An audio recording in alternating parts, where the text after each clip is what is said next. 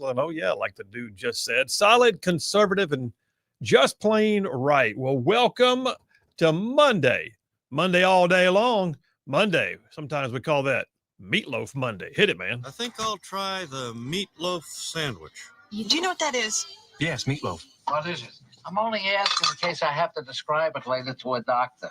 Look, it's nutritious. It's delicious. Made out of meat. Add ketchup if you want. I couldn't care less. Yeah, because it's always about the food. Welcome to Monday, and pushing buttons so ably on the board. That would be the JP. Hey, man, how you doing? I'm great. How are you? Good. How was your weekend? It was a chill weekend. Chill. Yeah, chill. Those are sometimes the best. Oh, yeah, it was. Yeah. Mine was chill until it involved getting a chainsaw out and cutting a tree down in 98-degree weather. And your weekend started being and literally like a Shark Tank outnumbered on CNN. That's just what I do, man. Yeah. In fact, so for those of y'all know, I was on CNN. In fact, it was in D.C. this time, but I was on CNN, and I was the only conservative in the room. Oh, yeah. I was so outnumbered, but I had the best time. And I just kept giving it to them. But the funniest text that I got was from you. You sent me a picture of Bruce Lee completely surrounded, like kicking people as he went. It was entertaining. It was good. Hey, listen, we got a great show laid on for you today. No guest today, but I've got a triple dipper that you can only imagine. Hit it, man. The Triple Dipper. 3 stories you've got to know. That's right, the Triple Dipper, 3 stories, 3 themes if you got to know as we run today's show. So first out the gate, you can imagine what it is. It's happening right now. In fact, I actually had to turn the volume off on the TVs on the screen. Right now, as I speak, Prime Minister of Italy, Giorgia Meloni, is speaking. And each of the world leaders that is there today, it's an amazing thing. There's never been, that I can recall, a historic gathering of world leaders in the Oval Office at one time like this as what you saw today. The left is going to claim this is a failure. Nothing happened. There's a nothing burger here. It's an everything burger. It's an all-out everything burger. It's like just completely 100% decked out with everything on it. I'm calling number 1 of the Triple Dipper, the art of the summit. That's where we are. It's the art of the summit. I'll tell you more about it, give you details perhaps you haven't heard elsewhere, give you all the things you need to know to have those sidebar conversations with your friends. Art of the Summit is number 1 on the Triple Dipper. Now, that's breaking news as we are on the air right now. So there's very likely there could be other things that come up in that, and it just stretches out. But I will tell you, I've got 2 other dippers, so we'll see what happens. Dipper number 2, I'm calling it Taking Back Our History. One of those other things that's getting overshadowed right now is the left's having to come apart over the very fact that President Trump has ordered there be a review of things in the Smithsonian, the displays in the Smithsonian, as to whether or not they are giving alternate versions of U.S. history or filled with wokeness. And so, yeah, number 2 on the Triple Dipper is called Taking Back Our History. And I think it's way past time. Like, it's our Smithsonian. How about you stop using it for your little activist ventures? Taking Back Our History is number 2. And then number 3, I'm calling it Living the Lie. Look, I got a series of things here in which the left claims one thing, knowing full well that's not accurate. And they do all they can to try and portray it as being truth, or at least their truth. Guess what? Truth is still the truth, and you're just living a lie. That's number 3 on the Triple Dipper, living a lie. All right, well, let me jump on into today's Rightside Way opening monologue. I'll remind you guys, as always, Stan McDonald, lawyer in Huntsville, partner at the law firm of Wilmer and Lee, a 30-year veteran in the practice of law. Stan McDonald is the sponsor daily of the Rightside Way monologue, and I'll tell you more about Stan here in just a minute. Okay, so let me start off by saying, as some of you have seen, I've been doing some time in New York as a contributor on CNN. My role is generally to be the conservative voice at the table, and I'm thoroughly enjoying myself. I have no idea how long this will last, but for now, I'm having a bang-up time, man. But the other night I was in D.C. They moved the show to D.C. for the one night because of the summit, and the other members of my soon-to-be panel were coming and going in the green room, and I had to stop and send a text to the lovely Charlene and told her, I think my message said something like, "Good Lord, I am so outnumbered here." It was laughable. Not a single person on that panel, nor any of the other guests for other shows who were going to and fro for the various studios, were all of a like mind with me. None. About the only thing we could agree on was a time of day, and even that was questionable.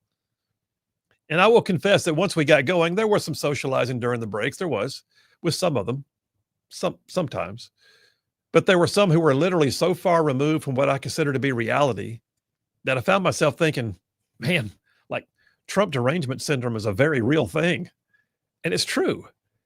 Look, y'all, we know they're out there, right? We do. And yes, I live in a different mindset like many of you, and we tend to surround ourselves with like-minded people, but I'd like to think that I don't just flat out deny reality. I know I have my viewpoint, and my viewpoint is largely entrenched in principle. And I don't, if I ever caught in it, would think that I would ever just deny reality in order to keep my position. But I will add this. There are some folks who are true believers on the left, and I get that. And I don't fault them for having a different worldview if their worldview is actually genuine. But what I've seen so often, though, is that there are way too many on the left who are so steeped in dogma that they have lost all sense of propriety. They will desperately say anything, no matter how ludicrous, just to make sure that nothing good could ever be said about Trump or MAGA or Republicans or Christians or straight white males or whatever the target of the day is at that particular moment. And when that happens, then I know I'm dealing with one of three things. One of three types of left-wing Looney Tunes. If that happens, if you can tell they're shouting out a statement and they don't even really believe it themselves, they're either a hack, a quack, or a jackwagon. You heard me. Hacks, quacks, and jackwagons. So let me explain. And I'll start with an analogy. One of my favorite movies of all time, you've heard me say it before, is one that has so many one-liners in it, catchphrases that you can use over and over again. I'm pretty sure I've quoted it on the show multiple times. Classic Americana. Classic group of actors, and I'm betting it's on some of y'all's favorite list too. And the movie is The Outlaw Josie Wales, with Clint Eastwood, none other. Clint Eastwood, Outlaw, solid movie, anti-hero. Ultimately, his friendship. Well, in the movie Outlaw Josie Wales, one of my favorite characters is the old Native American chief Lone Waddy. He was played by a real-life chief named Dan George. Everything that came out of Lone Waddy's mouth in that movie just seemed like old man wisdom. It was always calm. It was always deliberate. It was delivered in such a way that sounded like he was being funny and challenging somebody to fight all at the same time. Well, there's one point in the movie, though, where Lone Waddy was walking into a general store in a western town, and a snake oil salesman was standing on the steps pitching his wares to the crowd. And he stood there, Lone Waddy did, as he watched the carpetbagger promise to heal all and cure all with his special elixirs of proprietary ingredients. And the salesman turned at one point and saw Lone Waddy and tried to get him to sample it for the crowd. "What's in it?" Lone Waddy asked. "Well, I don't know. I'm just the salesman." To which Lone Waddy looked at him and said, "You drink it." Well, the salesman didn't know what to do with that, so he turned around and insulted Lone Waddy instead by saying to the crowd, "What does he know? He's just a savage." But what really happened in that scene, really, was that the purveyor of fake medicine was actually being calmly called out. The character of Lone Waddy could see right through the guy. Very easily he called him out. It wasn't even hard. He basically asked the charlatan for some simple information, the ingredients. And then he simply put him on the spot by saying, in essence, "You first." Look, let me tell you, the world is full of snake oil salesmen these days. And I got news. We had better be able to discern. We have got to be able to see them for what they are. When you're presented with something that you know flies in the face of your core beliefs, your principles, your values and traditions, then ask yourself, first of all, okay, what kind of person am I looking at here? And the language of Rightside is, again, I'm going to tell you, you have three choices. You have hacks, quacks, and jackwagons. That's it. Hacks, quacks, and jackwagons. Now, what's the definition? A hack, there's an actual definition for these. A hack is a cheap, mediocre, second-rate practitioner of some kind. They're not good at what they do. Hacks know a little bit about a lot, but they're not yet good at anything in particular. These are the guys who will say afterward, well, I was just following orders, because they never took the time to truly assess the mounds of bureaucracy they heap on people's lives. A hack does not like to be confronted. A hack will often end the discussion with an insult, or by telling you can take it up with the boss or whoever it is they answer to. So that's a hack. Then there's a quack. A quack is an outright fraud. A quack claims great knowledge or skill of which they possess little, but they will foist themselves and their unsubstantiated beliefs on anybody who will give them the time of day. But in the end, a quack knows they don't have any depth of knowledge, but they're willing to put other people at risk in order to better their positions. A quack will actually argue their position is right, but will rarely have the knowledge or the know-how to be able to hold their own in a debate. All right, so that's hacks. That's quacks. What about jackwagons? Well, a jackwagon, that's a lazy good for nothing who won't try to pull his wagon around to the front of the line. It's true. That's what they call it. A jackwagon. It's easier to go along to get along, so they just don't even try. Jackwagons just blend into whatever the latest fad is. Even less than followers, they're just really like mere strap hangers. They don't even have enough ambition or depth of character to label something as untrue. They just go along with it. Jackwagons can't handle questions or confrontations. They have to have the crowd help them all the time. So, out of fear of being left off the wagon train altogether, they just ride in the back and eat the dust of whatever wagons are up front. That's a jackwagon. All right, so how does this help you? Well, coming to the decision that someone is throwing a woke idea or worldview at you as a hack or a quack or a jackwagon gives you an edge in how to deal with them. Case in point, remember when the Biden administration, in its never ending war on fossil fuels, tried to ban the use of gas stoves in homes? Really? Okay. Liberal politicians and regulators were announcing the end of gas in homes. Like, wow. So if someone were to tell you that you need to get rid of that gas oven you've been frying chicken on for the last 20 years, you start by asking them, why? And if they parrot some party line response or talking point from the Green New Deal, just ask them to go first. No hot water heater, no home heat, no stove, no gas grill in your house. You go first. If they stare at you blankly, like they hadn't thought of that, then you're dealing with a jackwagon who's just along for the ride and doing whatever the crowd says to do. And you can politely suggest they get their own mind and maybe disengage. If, however, they respond to you by telling you that they are the ones who regulate, not you, that their homes are not yet on the schedule, we don't have to do that yet, it's up to you to do yours first, then you know you're dealing with a hack. Someone who is doing what they're told regardless of the consequences to other people. If that's the case, ask them, okay, so how are you going to pay for it? Who's going to cook your family's food in the meantime? If they stare at you blankly, then you know you're dealing with a hack because they never even thought about what it does to you. But if they pass those two tests and they fire back some data from the World Economic Forum and the United Nations Council on Green Everything, then you're likely dealing with a quack. They claim to know things. Quacks know all of it. He will tell you how smart he is and how little you apparently understand. Then you simply ask him how he responds to all the counter studies that he probably hasn't read. And you follow that by asking how it is that people have lived so long using gas appliances all the time. He won't know. He'll likely dismiss you at that point. And that, my friends, is a quack if there ever was one. Look, the bottom line is you can take this approach in virtually every fad, fashion, or foible the left tries to foist on your society. Think about it. Pick one. Gender fluidity, systemic racism, critical race theory, climate change caused by cow flatulence, building bigger government, open borders. I mean, every issue has them, all the hacks, the quacks, and the jackwagons. And you know who you're dealing with. Knowing that sometimes is half the battle. So there you have it.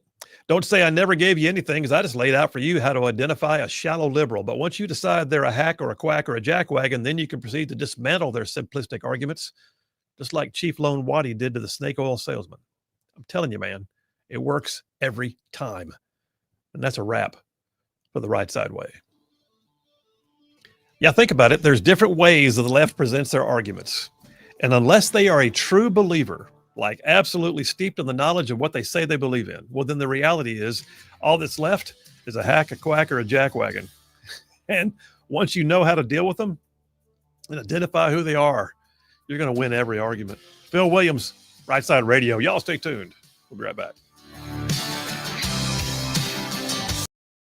I'm Abby Phillip in Washington for a special edition of Newsnight with continuing coverage of the Trump-Putin summit in Alaska. Now tonight, there is no deal, no ceasefire, and Donald Trump is now putting the ball in Ukraine's court. The president rolling out a literal red carpet for Vladimir Putin at their first face-to-face meeting in 6 years. It was supposed to be one-on-one, but at the last second, it was changed to 3-on-3. With Secretary of State Marco Rubio and Special Envoy Steve Witkoff joining Trump for the talks. Now, that group spoke for nearly 3 hours, and afterwards, the president suggested a lot of daylight between them. There's no deal until there's a deal. We had an extremely productive meeting, and many points were agreed to.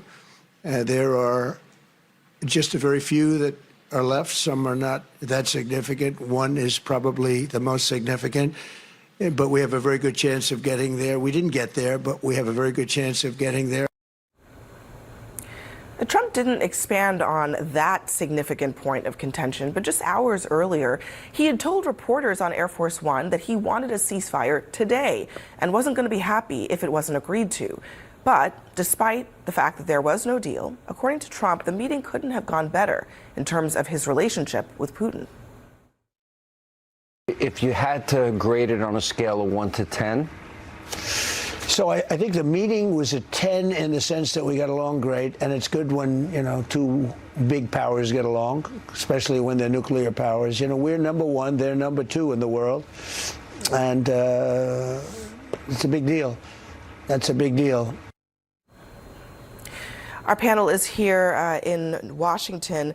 Josh Rogan, we are now, I'm looking at the clock, it's about 3 hours since that meeting came to a conclusion, maybe a little bit more. We still know nothing about what transpired. What does that say to you?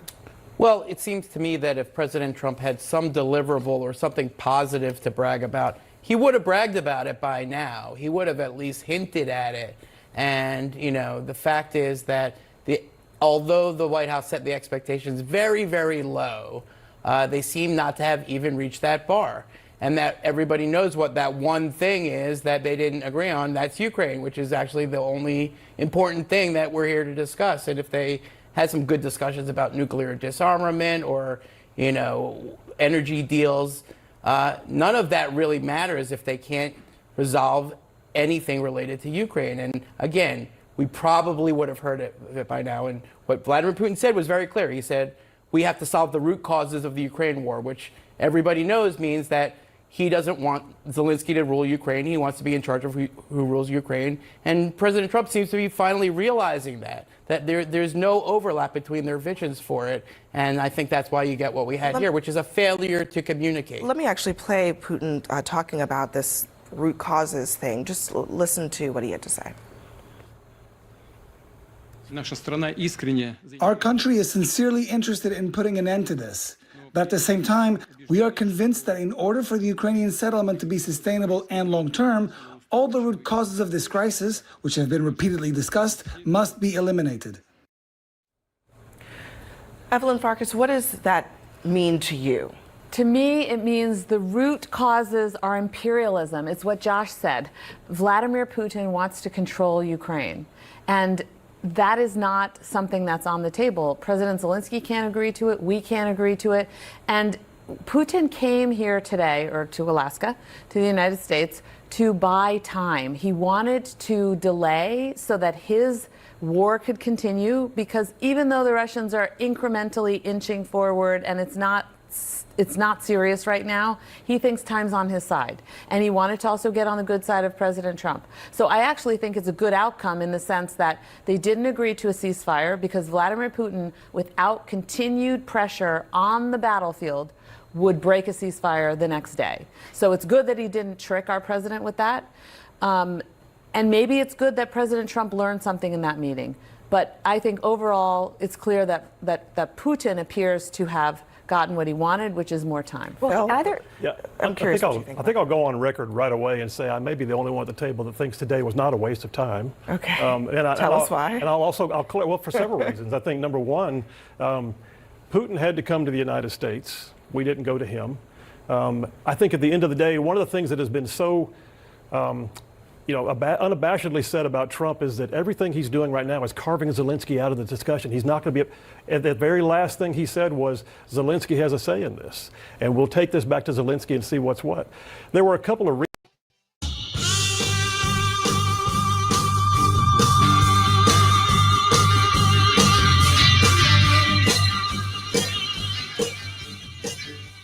And we are back. Phil Williams, Rightside Radio. Solid conservative, just plain right. Just saving the world one soundbite at a time. Just sitting here way overdressed for radio, too, I will say.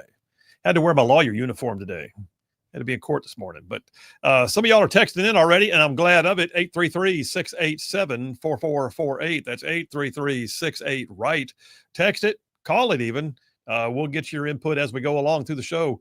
Plenty to talk about today. Even if we just stayed on one topic, I think there's plenty to talk about today. Before I go any further, though, I got to tell you about attorney Stan McDonald. So, yes, indeed, Attorney Stan McDonald, partner at the law firm of Wilmer and Lee. He's a 30-year veteran in the practice of law in North Alabama. Look, not only is Stan a good lawyer, I know him personally, I think the world of him, but Stan has also been a long-time conservative, basically a conservative policy warrior, dealing with all the things that Rightside ruffians care about for years. But yeah, Stan McDonald, he has not only represented his clients in literally thousands of real estate transactions over the years, he can also stand up for you in any local, state, or federal court. And I always say, and I mean it when I say it, if Stan McDonald's on your side, you're going to have no greater friend, and likewise, your adversaries would have no greater foe. So that being said, let me just go ahead and lay it on out there. If you need an attorney in North Alabama, let me give you his phone number. That's attorney Stan McDonald. The law firm is Wilmer and Lee. He's an America First family man, and here's his number. You ready? 256-479-3020. That's Stan McDonald, 256-479-3020. And tell him you heard about it on Rightside Radio. I would thank you very much for doing so.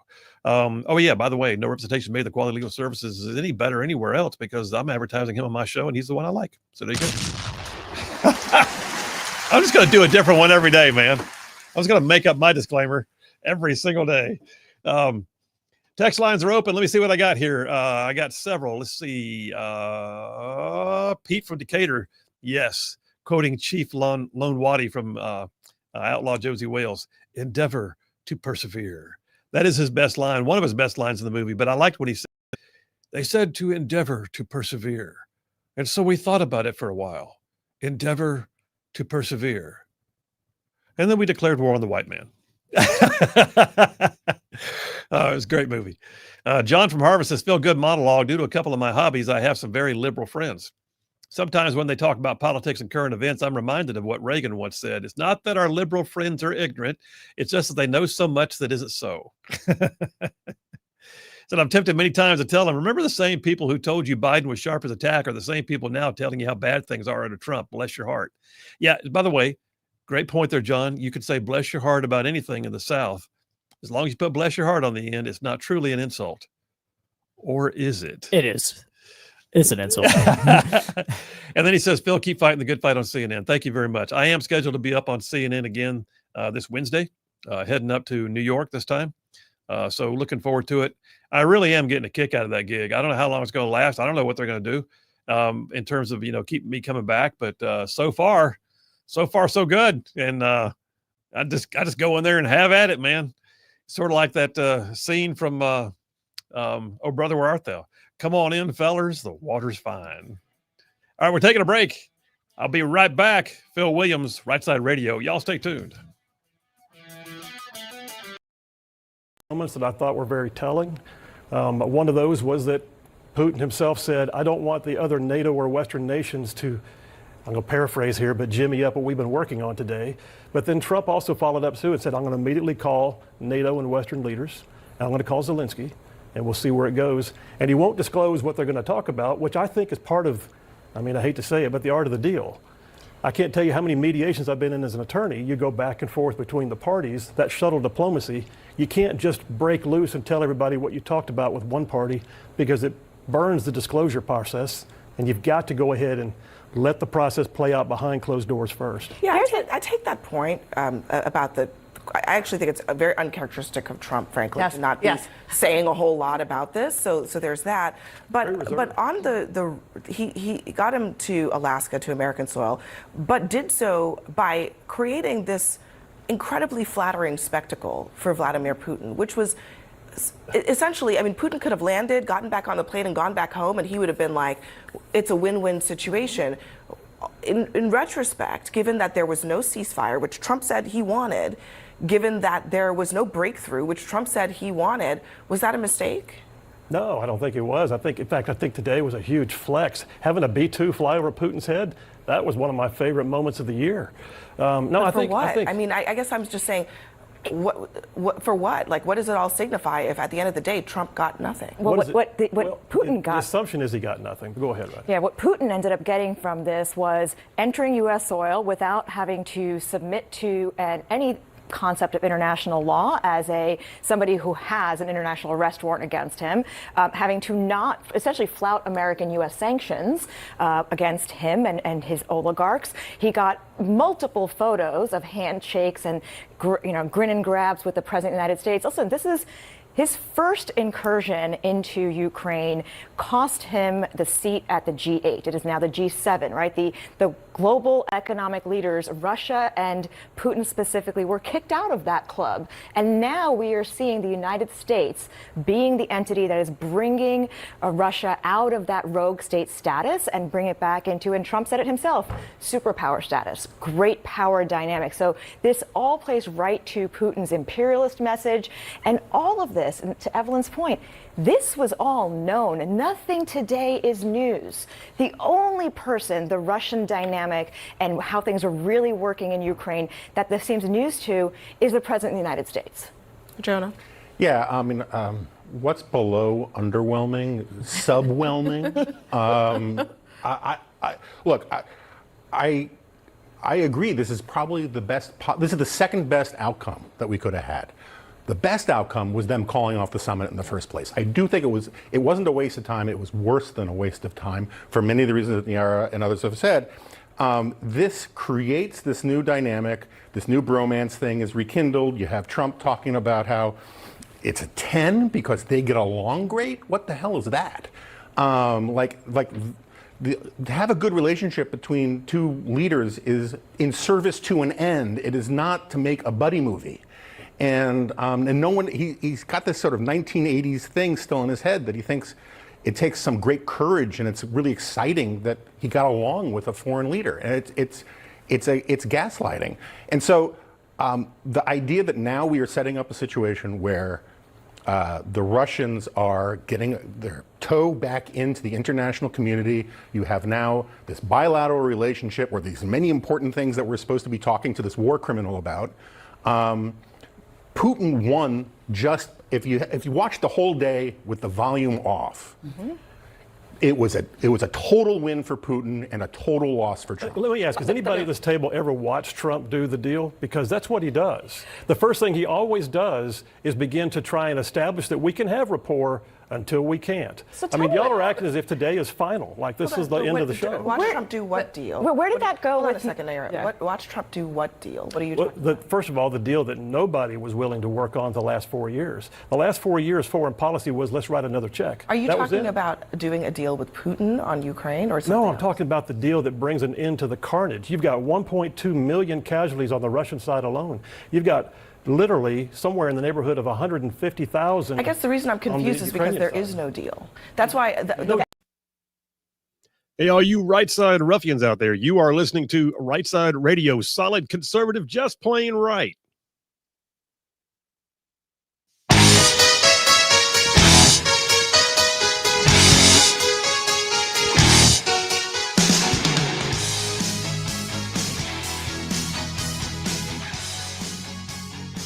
And we are back. Phil Williams, Rightside Radio, solid conservative, just plain right. Just covering down on some major ground across the southeast U.S. of A. Y'all, I'm talking about this show. This one, goes from Huntsville back on over to Chattanooga. I'm talking about from Tuscaloosa back on over to Gadsden. All the way down to that loveliest little village on the plains we call Auburn, straight across the line from there to what we now call once again Fort Benning, and then big old patches of North Georgia and Mississippi thrown in just for good measure. And oh, by the way, that's just the radio. All y'all in radio land, thank you. But then there's, oh, by the way, all y'all in the whole wide world going to the World Wide Web, picking up the show, live streaming it, like right now, looking inside the studio, live streaming it on places like X and Facebook and YouTube and Rumble and our website, rightsidemedia.org. And then all you podcasters who catch it after the fact, just catching up on things and maybe even listen to it twice. Listen, the bottom line is this. We love you. We appreciate you. No matter where you catch this show, hear me say it. The only reason why we do what we do is because of you. So thank you very much. John from Huntsville says, Phil, spectacular monologue. Oh, thank you. Also, did you hear that the massive Category 3 Hurricane Aaron is predicted to re-strengthen? I did not hear that. Where is that hunkered down right now? And where's it going to hit landfall? Well, apparently it's going to make a sharp right back into the ocean without even making landfall, but it's currently around Cuba. It's down in the warm waters. Okay. Yeah, so it actually, may break a record or already has broken a record of strength of a hurricane in that area. So no kidding. Yeah. Okay. Sucks to be on the islands right now, I guess. John from Harvest, did I get his already? I did. JT from Lacey Springs says, regarding the comment I made in the monologue, he says, the war on climate change and cow flatulence is simple. Eat more beef. There you go. Solve the problem. Too much cow flatulence, eat more beef. I like it.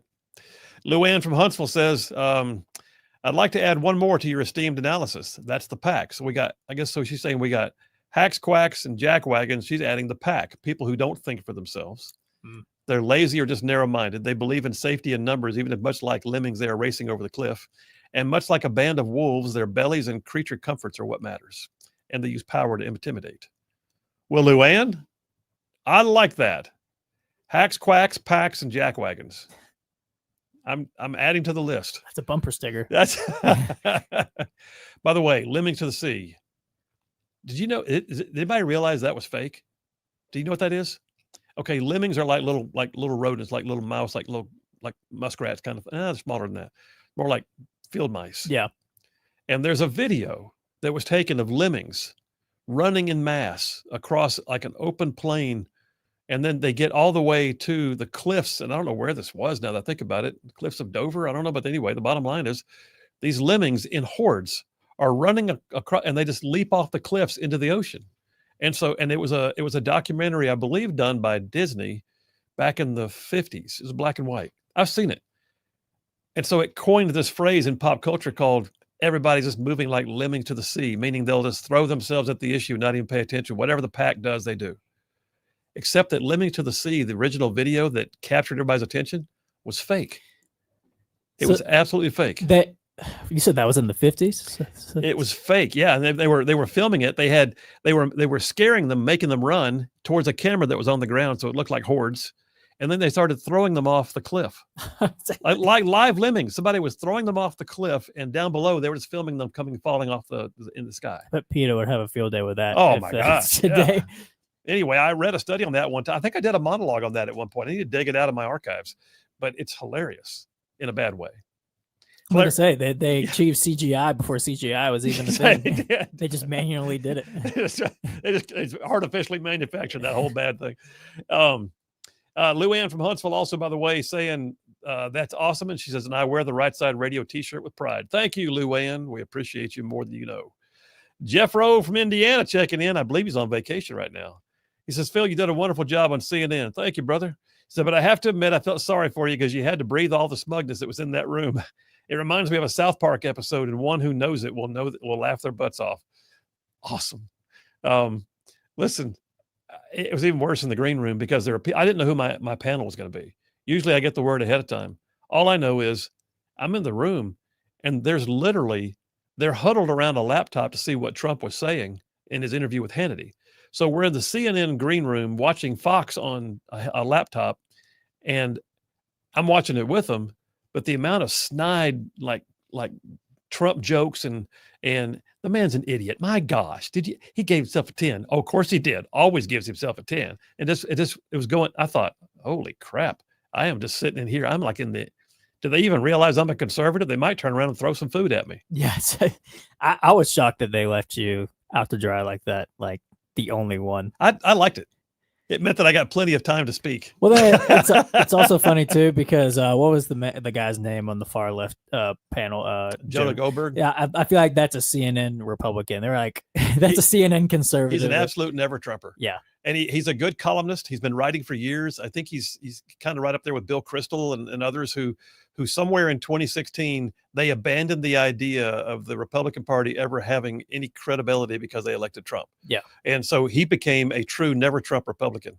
He's like an activist never Trump Republican. That's like, yeah, a CNN Republican. And I'm thinking, yeah, exactly. Okay. You said that. So hang on. I'm a CNN Republican right now. I guess. No, you're a conservative who's on CNN. You're not a CNN Republican. Thank you. There's a difference. Yeah. I like that.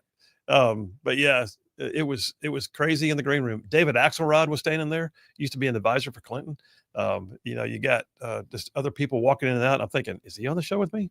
Is he on the show? Does it even matter? I guess I'm just a conservative in the room. And it was craziness. Adam from Athens says, great monologue, Phil. I'm glad to see you made it out of D.C. in one piece. Thank you. He said, also, JP, it finally that time of year where we can start hating each other for a good reason. Tyson who? Go Vols. I can't believe it's already football. Like, we're 13 days away from, well, actually, I think college football starts this weekend, is week 0. But 13 days away till week 1 is nuts. I saw, too, a story today that I hope will be on JP on Sports. What's that? That they are retiring Cam Newton's number at Auburn. They did, and calling him perhaps the greatest quarterback acquisition they ever had because it was the magic season he came from. They thought they were going to have an 8-4 team tops, and he took them to a 14-0 run and got the Heisman. Oh, he's top 3 quarterback of all time in college football, I would say. Think about this. Cam Newton, star quarterback coming out of high school, won the JUCO what am I trying to say? Player of the year. JUCO national championship. Oh, yeah, that's right. He did. Then he won the NCAA national championship. Then he won the Heisman Trophy. Then he was rookie of the year. Wait. MVP. MVP. And he played in but did not win a Super Bowl. Yeah, he played in the right? Super Bowl. Yeah. Yeah. He went up against Peyton Manning's Broncos. Okay. Yeah.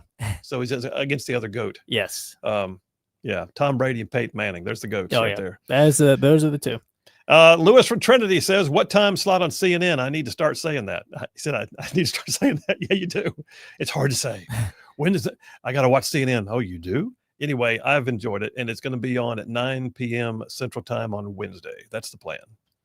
John from Huntsville says, Phil, I am loving these clips of your latest CNN performance on YouTube breaks. Thank you very much, John. That's all JP. I didn't know it was going to happen. I looked up and saw myself. Lou Ann from Huntsville says, oh, I already got that. JT from Lacey Springs says, you repeated CNN visits have a progressive effect. Soon it will be on CSN, Common Sense Network. Ah, I see what he did there. It's trying to bring some credibility where it needs it, man. Adam from Athens says, Saturday was the last week until January without college football. Whoop, whoop. You got a sound effect? Pick your sound effect. What do you want it to be? I think you need a hallelujah in there, too, just because. Okay, football's coming.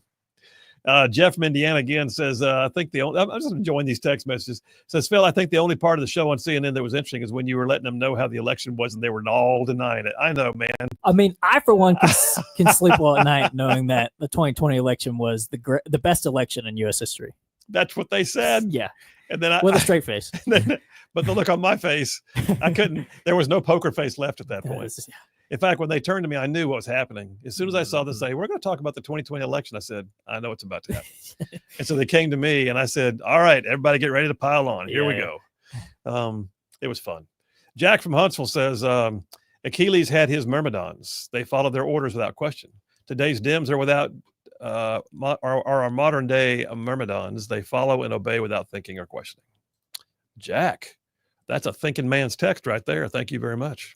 2 more, and then I'll go to the break. Roughly Ann from Huntsville says, Phil, I'm loving I'll just say it this way, butt whoopings you're delivering on CNN. I hope it continues. Roughly Ann, keep praying for me. Thank you for being our fierceless leader and going to pulverize them on their turf. I'm enjoying it. And by the way, they are inviting me, so I can't fault that. And then last one, John, as spelled Jon, John from Harvest says, I used to regularly read Jonah Goldberg and usually liked his takes, but Trump absolutely broke him. And he's no longer readable. It's hard to believe the pre-Trump and post-Trump authors are still the same. There's several like that. There's a guy named Quinn Hillier here in Alabama that's that way. Then there's Bill Kristol and others that I used to regularly read their work, almost like I read Victor Davis Hanson now, where I felt like I got smarter for reading their stuff. And then they got so bitter. I heard somebody say today, they're all like a bunch of bitter ex-wives. And that's exactly right. Exactly right. Last one, Joe in Tennessee says, Pied Piper of Hamelin, Germany had his rats being led away by a guy with a flute like the Democrats of today. Nice. All right, listen, we got to take a break. We'll take that break. We'll come right back, and we're going to dive into the topic. We're going to get on into it because the story is still unfolding, but today has been a massive historic day.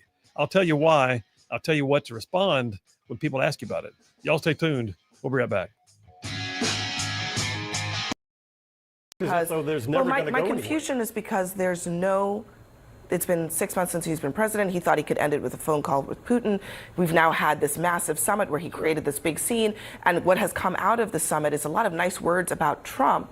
but no substance on Ukraine. In fact, it sounds like Putin wants to move past Ukraine. He wants to talk about the relationship between the United States and Russia, about what they can do in terms of business, what they can do in terms of the Arctic, what they can do in terms of nuclear. He's not really talking about Ukraine. Not to mention the fact that all President Trump has done for the last 7 months is undermine Ukraine's position, made the deal much harder by stopping the weapons shipments that we promised to Ukraine, by not enforcing the sanctions, by staving off the congressional law that would increase the pressure on Putin, and by doing things like this, which are giving Putin a lot of leverage in the negotiations, and then yelling at Zelensky all the time that he's the problem. So what it's actually happened here is that President Trump has undermined his own goal of getting a deal. I believe he wants a deal, but he's doing it so incompetently and so skilllessly that he's actually making peace much harder. And if he would just pursue the negotiations with more strategy and a little bit more intentionality and a little bit more leverage and a little bit more pressure, he might actually get closer to the goal that he professes. So what to you're have. losing sight of in all of that are the pieces that had to be established before we ever got to today. I've heard this was a hasty summit. This was a hurry-up get-together. It was not. Take a look back at we had the NATO summit. NATO is now providing additional defense spending, GDP levels, levels they've never seen before. NATO is now going to be buying weapons from the United States with the opportunity then to parse them back through to Ukraine. We're not having to write the blank check for it every single day. But there's been an entire new establishment of how the order works, and the deal is now being made after the pieces parts have been laid in place. To your point about the new order and how it works, all credit to NATO for really stepping up when the United States pulled back entirely and decided that's why they're doing it. and that the United States was not interested in maintaining, any democratic world order anymore. Well, that's essentially the message that happened when, let's not forget, the last G7 meeting, you had Trump sitting there being yelled at by multiple leaders. Again, not a good position. And the NATO leaders and European leaders realized they had to take a different tack. Trump, as of last week, was talking about giving territorial concessions to Putin at this same summit. They had to get on the phone with him and essentially give him a lesson in how not only does diplomacy, but how working with Putin works. And every day you saw a downgrading adjustment by the White House by the day of the summit. They were calling it a listening session. All of that could have been avoided. Ultimately, this was a meeting that could have been an email. Well, we'll have much more. I want to get to what the United States' actual commitment to Ukraine is in this moment. We'll get to that in a few minutes. But next for us, from the red carpet to the applause, we're going to talk about the optics of this whole thing and whether that backfired on the United States. Plus, Trump says that Putin told him that the 2020 election was rigged, which is, of course, music to Trump's ears.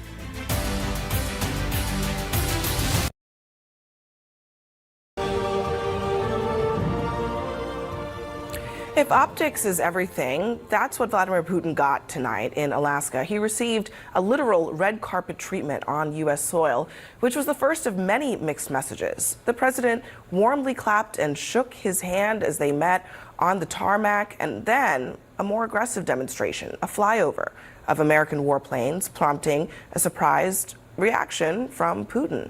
On the podium, a photo op, but no questions. And in a highly unusual move, Putin joined Trump in the Beast, despite having his own vehicle on the tarmac.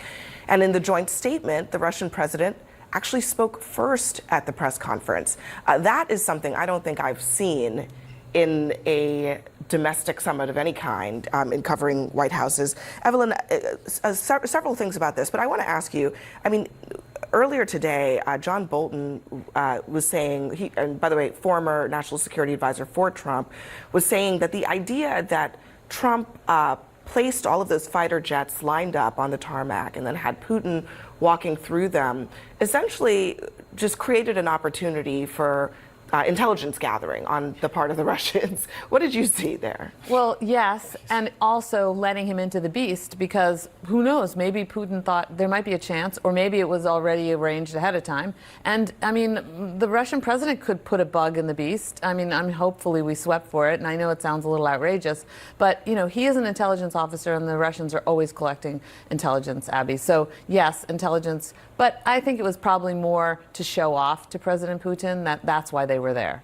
I asked the question earlier, Phil, because you talked about the flyover, and I think, the flyover of American might is great and impressive to us. My question. And we are back. Phil Williams, Rightside Radio, solid conservative and just plain right. Just making common sense like a superpower. All right, so I got more text messages, but I'll catch up on some of those later. Appreciate all of you. Keep chiming in. I love the feedback. In fact, I think it's my favorite part of the show. 833-687-4448. That's 833-68-RIGHT. So let me just tell you right now, I think what you're watching is what I coined the phrase for this morning, the art of the summit. Not the art of the deal. This is the art of the summit right now. And I got a new piece that came out this morning on 1819 News. I write a piece that comes out every week, gets published. 1819, because of our longstanding relationship, they always run it first, and then others get it afterwards. But yeah, I wrote it this morning. It's called The Art of the Summit. And I talk about several things. One of the most related to the summit, I mean. Here's a couple of points that I want to give you, because there are two narratives right now that the left is working hard to say is the actual story. That's not really a story, but it's really the story behind the story. Okay, what? First of all, last Friday, and I saw it over and over again on the CNN edition that I was on, that the narrative was that he failed. Nothing happened. He said we'd have a deal. There's no ceasefire. What really happened? He didn't get it. They gloated, and they shrilled that there's no deal. And I finally looked at him and I said, y'all do realize this is the way things work. It's called shuttle diplomacy. They go back and forth. I've never been as a lawyer in a mediation where the mediator didn't have to spend time going back and forth from room to room. Okay, here's the other piece of that is the argument. If you're giving it to somebody else, keep in mind a couple things. The idea that a 3.5-year war was going to be resolved in a 3-hour summit just 6 months after Trump took office is like, that wouldn't be Nobel Peace Prize stuff. That'd be sainthood. I mean, there's no way in the world anybody with a straight face could look at this and go, well, he didn't stop the war by lunch, so it was a failure. Well, what meetings? What deal? There's not going to be a deal. You don't know that. You don't even know what they talked about. In fact, I pointed out, here's a couple of read between the lines moments from when Trump spoke with Putin, the press conference they did together on Friday. There were some of the read between the line moments. One of them was Putin said, I hope that, and I'm paraphrasing here, but he said, I hope that other Western leaders will not, and in my words, jimmy up what we've worked on here today. In other words, something was worked on, some framework was discussed, and he doesn't want other people messing it up because he'd like for it to be resolved. Interesting. So there was something. Even Putin says so. Trump himself said, I'm leaving from here. I will go and call President Zelensky, and I will call NATO and members of the Western allied nations and let them know what we've discussed. And then it will be up to Zelensky to tell me where he'd like to go with it next. That's significant, y'all. That's absolutely significant. And that was last Friday. But he didn't stop the war by tea time. Okay, really? You know how long it took to negotiate peace for the war in Bosnia? By the way, there's very few wars in modern history where you can look at it and say it was a negotiated peace. There may have been an end to hostilities because one side won. Like you can look at Desert Storm. We won, they capitulated, done. There's the whole situation in Afghanistan. Well, the Taliban, we went, we kicked their tail, we stayed for 20 years, and then Joe Biden ripped the Band-Aid off and crushed everybody's soul with the way he pulled out. So there's not been many times when negotiated peace brought an end to hostilities like that. In the modern era, the war in Bosnia, genocide, crazy things, sick stuff. But the war in Bosnia ended with a 21-day sequester, like all the parties came to Dayton, Ohio. I think that's right, Patterson Air Base. And they came there and they spent 3 weeks hunkered down, like stayed there till they got it done. That's a 3-week peace summit until he came out with the Dayton Peace Accords in the war in Bosnia. But then the other one that I can tell you in modern history that you might want to consider is the war in Korea. Now, they didn't achieve an actual end to the war. They came up with an armistice, which is like a cessation of hostilities. Technically, there's never been a declaration of the end of the war. But the Korean peace negotiations took 2 years. 2 years just for the negotiations. 2 years. And the left wanted this thing done by lunch on Friday. Do you know that was the first time Putin has been on U.S. soil in 10 years? That's significant. And yet, some of the wins here were, we had Putin come to America. And then Putin had to stand on not only on U.S. soil, but he stood on a U.S. military base. Oh, by the way, not only a U.S. military base in Alaska, which is land that we acquired from Russia for pennies on the dollar back in 1882, I believe it was. So, all said and done, this was a major FaceTime. This was a major operation, and that's just Friday. What happened today, though, is legendary on the next level. What you got, man? I was just gonna say, it's funny because if Trump would have gotten a peace deal on Friday, like they say they wanted, it would have been, oh, Trump is giving Putin everything he wants. I can't believe he would do such a thing. Like, there's no winning. True. There's no winning. And by the way, I'm sorry if it takes more than 6 months to undo 3.5 years, or 3 years of damage done by Biden. Like, it's going to take a little bit of time from the Biden administration letting this become the mess that it is. It's going to take a little bit more than 6 months to actually get it done. But yeah, there's no winning. They're just going to be unhappy with everything. Well, here's the other perfect point. And here's the other narrative. So the first one is he didn't get solved by lunch last Friday. Well, the other one was, oh, wait, they're all coming to the White House today, which they are. That's going to be the next piece I'm going to talk about with you. But they're all coming to the White House. Who's they all? Like, I'm talking about half of the Western European leaders. I'm talking about the head of NATO and the EU. I'm talking about a delegation unlike we've ever seen walk into the Oval Office. And but the narrative was, well, you know why they're coming. They're all coming to get Zelensky's back so he won't be bullied by Trump. Shut up. Do you mean to tell me, let me get this straight. Do you mean to tell me that other heads of state are allowed to invite themselves into the Oval Office and barge in whenever they feel like it? Is that how that works? I was not aware of that. I thought we were a strong nation. But no, they're all coming. They told him they're coming, and they're coming to protect Zelensky's interests. No, they're not. They were invited here by the President of the United States in a second round of summit negotiations.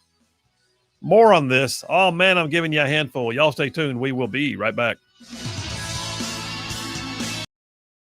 Actually impactful to Vladimir Putin. I think Putin seemed to take all of this pomp and circumstance and say, I came here for one reason, and that is to buy some time, to create some distance between the United States and Ukraine, and to make Trump think I like him. And it seems like he achieved all those things. Well, listen, there were a number of visuals, number of optics that I think were extremely important, and they were staged. There was a lot of stagecraft in this. Meeting on a U.S. military base, meeting with walking through all of the fighter jets sitting there on the tarmac, and that's not intel gathering. I mean, Putin already has those. He has the specs already, I guarantee you. But then the reality is that flyover, what you call a flyover, I call a flex. What that really was the actual plane that dropped bombs on the Iranian nuclear facilities most recently to show the world that Trump is not afraid to do what is necessary. Oh, by the way, that's flying over your head right now. So I don't think that was not like an honorarium. That was not a moment to honor the visiting president. That was a moment to say, and oh, by the way, this is what we got. What have you got? Your strategic air has suffered an attack by the Ukrainians that took out 40 of your long-range bombers. But that's still I think we might be reading too much into it. Here's why I call it. I've been to that base. Have you guys been to Elmendorf? Yeah. I've been there. I walked down that runway. I saw a lot of planes. I didn't really learn anything about the planes by looking at them. You not didn't. Really bad. You did. Yeah, but that's not to say. That's not to say. I'm just saying, you can look at the planes. You know, what are you going to really learn? Everybody knows what the planes look like, and all of that pomp and circumstances. Like, Trump loves that kind of stuff where you get all the jets and the planes and the the tanks, you put them out on the street, because that's what strongman tough guys do. That's what he's doing, you know. Xi Jinping has all of those parades, Kim Jong-un has all those parades, and Trump loves the parades. But that doesn't mean anything. That's just nonsense. What's really going on there is that he's giving Putin the biggest stage in the world, and Putin is loving that, because in essence, Trump sees his relationship with Putin as much more important than Ukraine. He's always been like that. Since the 90s, he believes that the United States and Russia are natural friends and allies, and that they should work together on all these things. And Ukraine is just an irritant in what he views as a U.S.-Russia relationship that's just destined to be awesome if he could just get past this annoying little Ukraine thing. That's how he thinks. He's said it a million times since the 1990s. Now, and he wants to impress Putin. Yeah, in a very very simple. It's a pretty straightforward, simple thing. He's putting all the toys out there on the tarmac so he can impress this guy, who frankly he's been trying to impress for a very long time. Who knows why? But that seems to be the dynamic. And here's the piece that actually where Putin came back and showed that he's the real expert at the flex, which is at the press conference on U.S. soil deciding to speak 20 minutes exclusively in Russian when he speaks absolutely perfect English, right? And then waiting for everybody in that room to figure out and understand what he was saying. And Donald Trump comes in essentially to play cleanup and give 2 or 3 anodyne words about, well, there's no deal until there's a deal, and I'll call NATO. Like, those are standard holding statements. And Putin commanded that room with largely American and everyone's like, oh, he every... figured out how to flatter Trump. Yeah. Everybody figured out how to flatter Trump. Every leader knows. Everybody knows. Every congressman knows. Every Fox journalist knows. You tell him exactly what he wants to hear. You tell him that he's awesome and that everything's hunky-dory. It's not a mystery what Putin did. You don't have to be a KGB officer to tell Trump that he's awesome. You agree with everything that he said. So look, I actually agree with Phil. I thought the B2 thing was pretty cool, and and I think it was better to do it than not to do it. I also think part of the problem here, as we are really trying to play out the string on a day where very little happened, is that even if something big happened, a week from now, it couldn't matter because this administration constantly changes its positions, and then people come in afterwards and say, oh, it's the art of the deal. When in fact, it's just a mercurial, glandular president who chases things like an escaped monkey from a cocaine study. And so, look, we thought the relationship with Ukraine was over for good after that disastrous Oval Office meeting. It's got a lot better after that. Has it? It's gotten better than it was, and it certainly got better than we thought it was. A lot better? Better. I mean, one question we restored more. We restored some of the aid that we had cut off. Some of it. Yeah, look, a little bit of it. I think the way we've treated Ukraine is a moral outrage and dishonor. Okay, that's not much better. I agree with that. That's bad. But that's a bad thing. But my point is, of course, it's a bad thing. Okay. But it was a low point, and things changed afterwards. They'll change again. They got slightly less awful. We are going to talk I want to talk a little bit more about that very soon. But on just the wisdom, Evelyn, of having this meeting without Ukraine, right? I mean, this is a genuine question. Is there a strategy in isolating Russia and saying, we're just going to sit down with Russia and see if we can come up with something? Or was this always sort of doomed to have a limited impact on the situation? Well, if you remember, Abby, in the beginning, President Trump said he wanted Zelensky there. Vladimir Putin will never sit at a table with Zelensky. The only circumstances under which he will sit as an equal, because he does not see Zelensky or Ukraine as an equal, they are subservient, they are part of the Russian Federation. The only circumstance that he would do that is if he's been militarily defeated, and then he'll send someone else. So, that was never going to happen, this trilateral thing that Trump...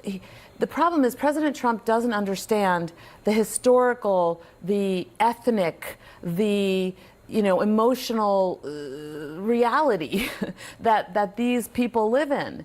And he thinks he can dismiss it and just deal the way he likes to deal with his friend with Vladimir. money and deal. But if he doesn't understand, Putin gave a history lesson at the top of his remarks when he opened his mouth first. I was like, oh boy, we're going to be here for a while, because that's exactly the type of thing that he does.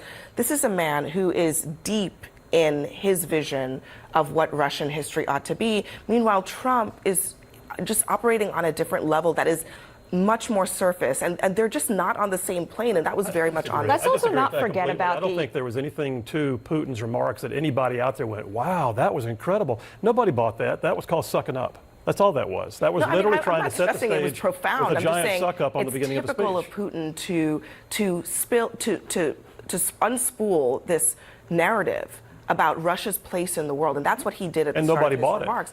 And the idea is to set the He didn't look at it and go, we are one. He was able to do that.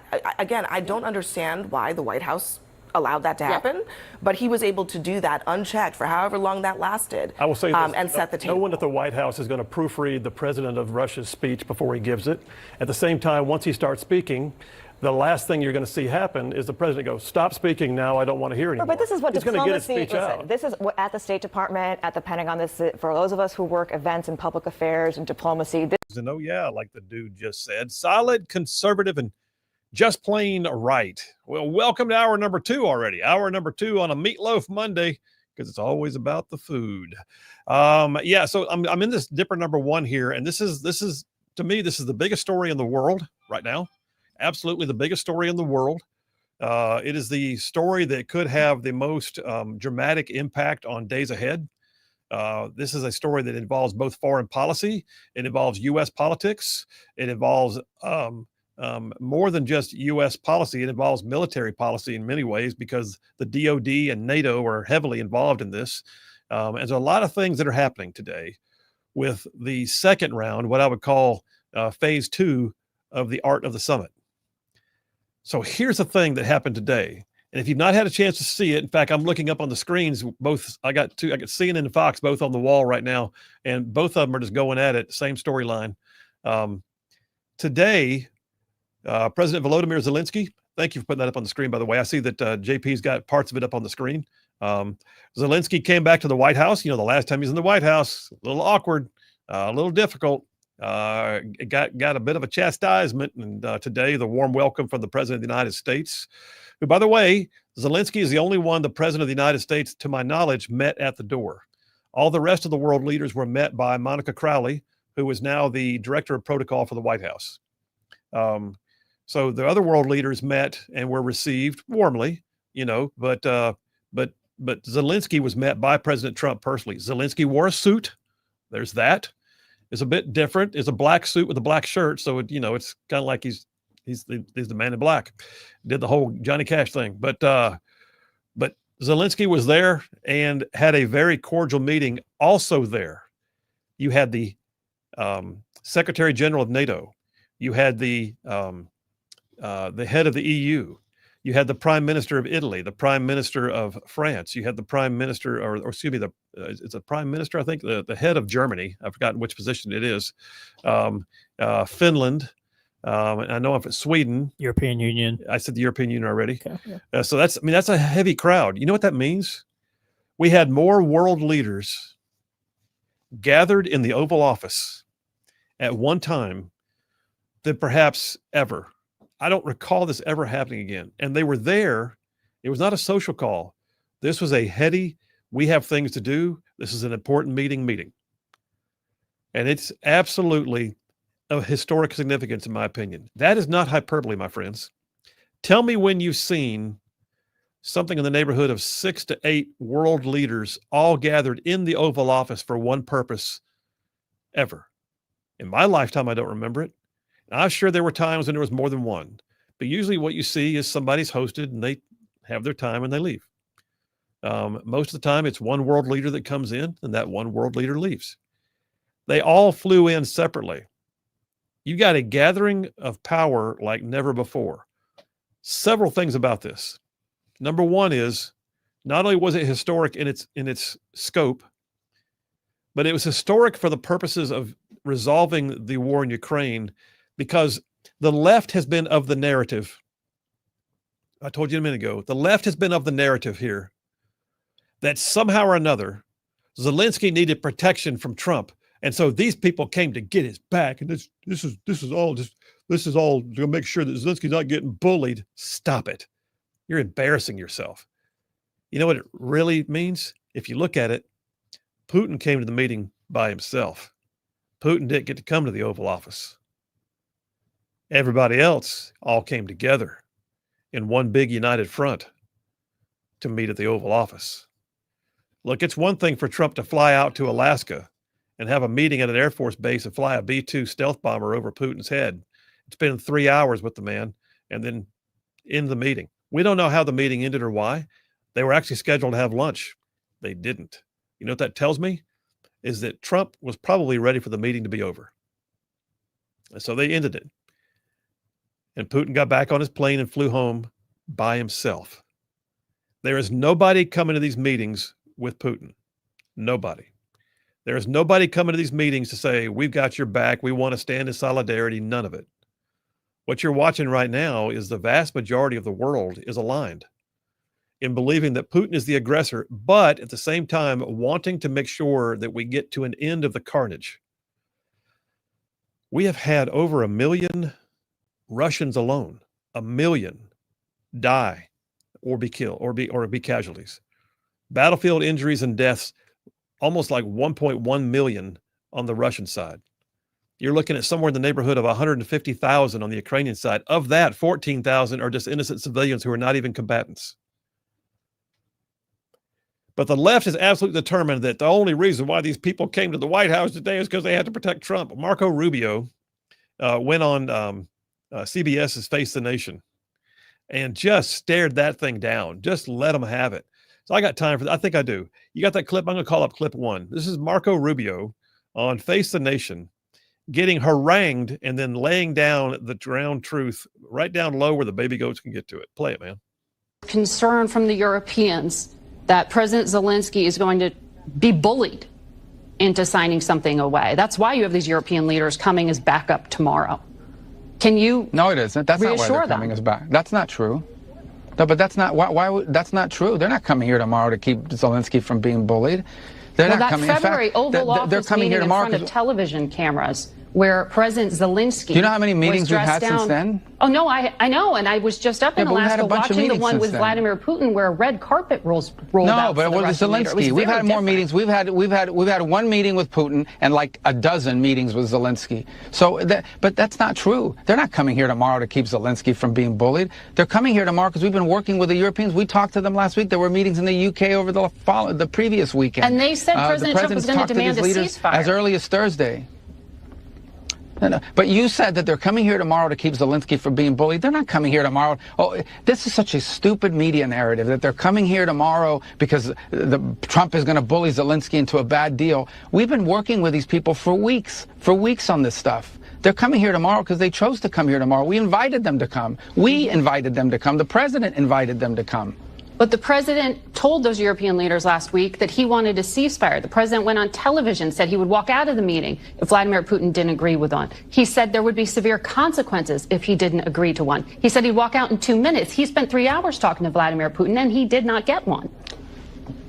So there's because some obviously things happened during that meeting. Well, because obviously look, our goal here is not to stage some production for the world to say, oh, how dramatic, he walked out. Our goal here is to have a peace agreement, to end this war, okay? And obviously we felt, and I agreed, that there was enough progress, not a lot of progress, but enough progress made in those talks to allow us to move to the next phase. If not, we wouldn't be having Zelensky flying all the way over here. We wouldn't be having all the Europeans coming all the way over here. Now understand, and take with a grain of salt, I'm not saying we're on the verge of a peace deal, but I am saying that we saw movement, enough movement to justify a follow-up meeting with Zelensky and the Europeans, enough movement for us to dedicate even more time to this. You talk about the sanctions. Look, at the end of the day, if peace is not going to be possible here, and this is just going to continue on as a war, people will continue to die by the thousands. The president has that option to then come in and impose new sanctions. But if he did this now, the moment the president puts those additional sanctions, that's the end of the talks. You've basically locked in at least another year to year and a half of war and death and destruction.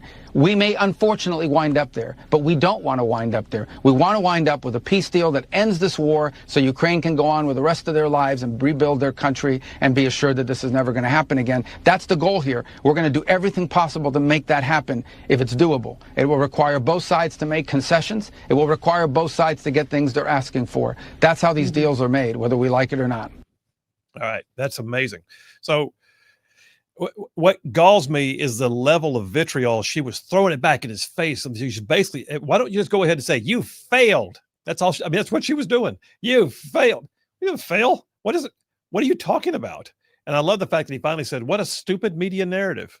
Well, first of all, Trump never said that he would walk out if there was no ceasefire. That's just a lie. Like, he said he would walk out if he didn't like where the meeting was going. But then one person in that exchange was actually in the meetings and the other person wasn't. Yeah, that's so exactly right. It's like, how are you gonna tell Rubio what was in the meetings when he was in the meetings? She wasn't. Like, it's yeah.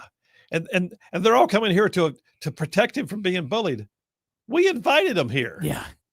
Okay, so there's that. That was a fascinating to me dialogue. We're going to take a break real quick. We're going to come back. I'm going to tell you about some things that came out of today's meeting. And there's more. I don't even have all of it because they were still talking. They were still dialoguing and having a press conference as a group in mass when I went on the air. But right now, we know a few things that are on the table. Phil Williams, Rightside Radio. Y'all stay tuned. We'll be right back. You spend your entire job doing on that day is making sure the choreography goes right. And the choreography from the beginning has always been to Putin's advantage, to the point where when he decided to jump in and give his lecture and give a theology of how he operates in the world, which is not what Trump did. Trump did not give a theory of the case of what the United States means on the world stage, and probably doesn't really have one when it comes to democracy in defense of Ukraine or any other country.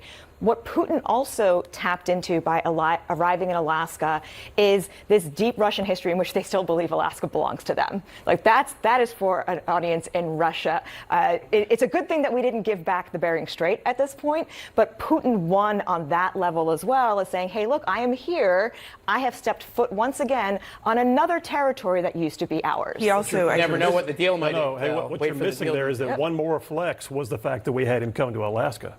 So we had him come to Alaska. That does not translate to a flex. And anybody in Europe and anybody in Russia, maybe in MAGA circles, that's a flex. But we gave him access to a place. I just have to know. Never have been allowed to come. That's not a flex. That's a weakness. I just have to note that the senator from Alaska, Lisa Murkowski, she made sure that she was there. She told us earlier today, so as to ensure that President Trump did not even attempt to bring up the fate of Alaska in these conversations. But he did try to make an energy deal with the Russians to give away Russians access to Alaska energy. She was like, I was here to make sure that did not come up. So coming up next for us, hear how the Ukrainians were reacting to this summit and what this means for the MAGA crowd back here at home, which does not want to send more aid to Ukraine. That's next.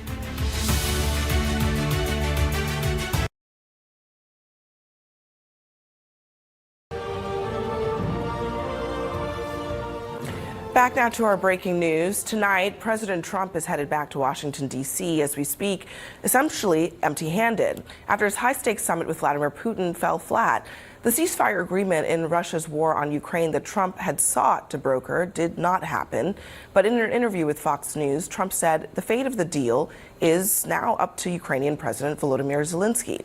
CNN's Nick Payton-Walsh is joining us now live from Kyiv. Nick, it's important to remember that all of this is happening while there is a very active war going on. Talk to us about how this is being viewed over in Ukraine, and have you gotten any inkling that phone call that Trump promised he would make to Zelensky has yet happened? No, we have not had any indication that it's happened yet. And you see a dawn here, Ukrainians perhaps working up to not the worst news they could have imagined, in that there hasn't been a sort of de facto peace deal presented to them where they haven't been in the room. Instead, there is this confusing situation now of clearly Vladimir Putin believing there was an agreement, Donald Trump seeming particularly displeased or reluctant to yield the details of anything that may have been agreed, but now saying he had to put it to NATO and to Zelensky himself. I suspect that call will probably happen in the hours ahead, perhaps when Trump gets back to Washington. Who knows, frankly, and who knows indeed what's in it. I think it's fair to say that if Trump was pleased that he got a concession from Vladimir Putin, we would know about it. And certainly Putin's rhetoric sounded like a man unchanged, unreformed, very much focused on the notion of imposing a peace, That's essentially defeating Ukraine militarily and the root causes of the war. No change really there. And so Trump suggesting that it's really up to Zelensky to accept the deal or not, suggesting he would recommend Zelensky took the deal, yet being reluctant to lay out exactly what that might look like, I thought was particularly telling, as indeed was the idea that there might be a subsequent meeting between Putin and Zelensky that Trump could indeed attend as well. Now, I should point out that Zelensky has for some time agreed with the idea of meeting one-on-one with Vladimir Putin, pretty much at American urging, to try and get diplomacy moving here. It's been Putin that's been reluctant to do that, and indeed Putin that was reluctant to attend a trilateral offered by Zelensky, supported by Trump back in May in Istanbul. So quite whether or not what we've seen in this meeting is Putin offering to meet Zelensky, or whether that's something his staff will now prevaricate over, suggest technical preconditions or logistical hurdles for, we don't know.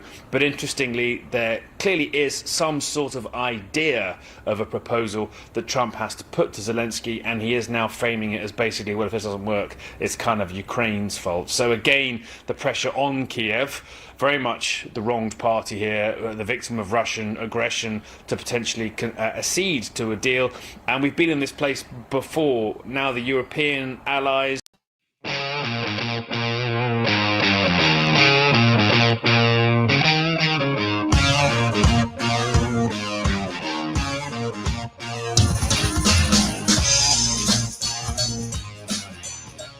And we are back. Phil Williams, Rightside Radio, solid, conservative, and just plain right. Just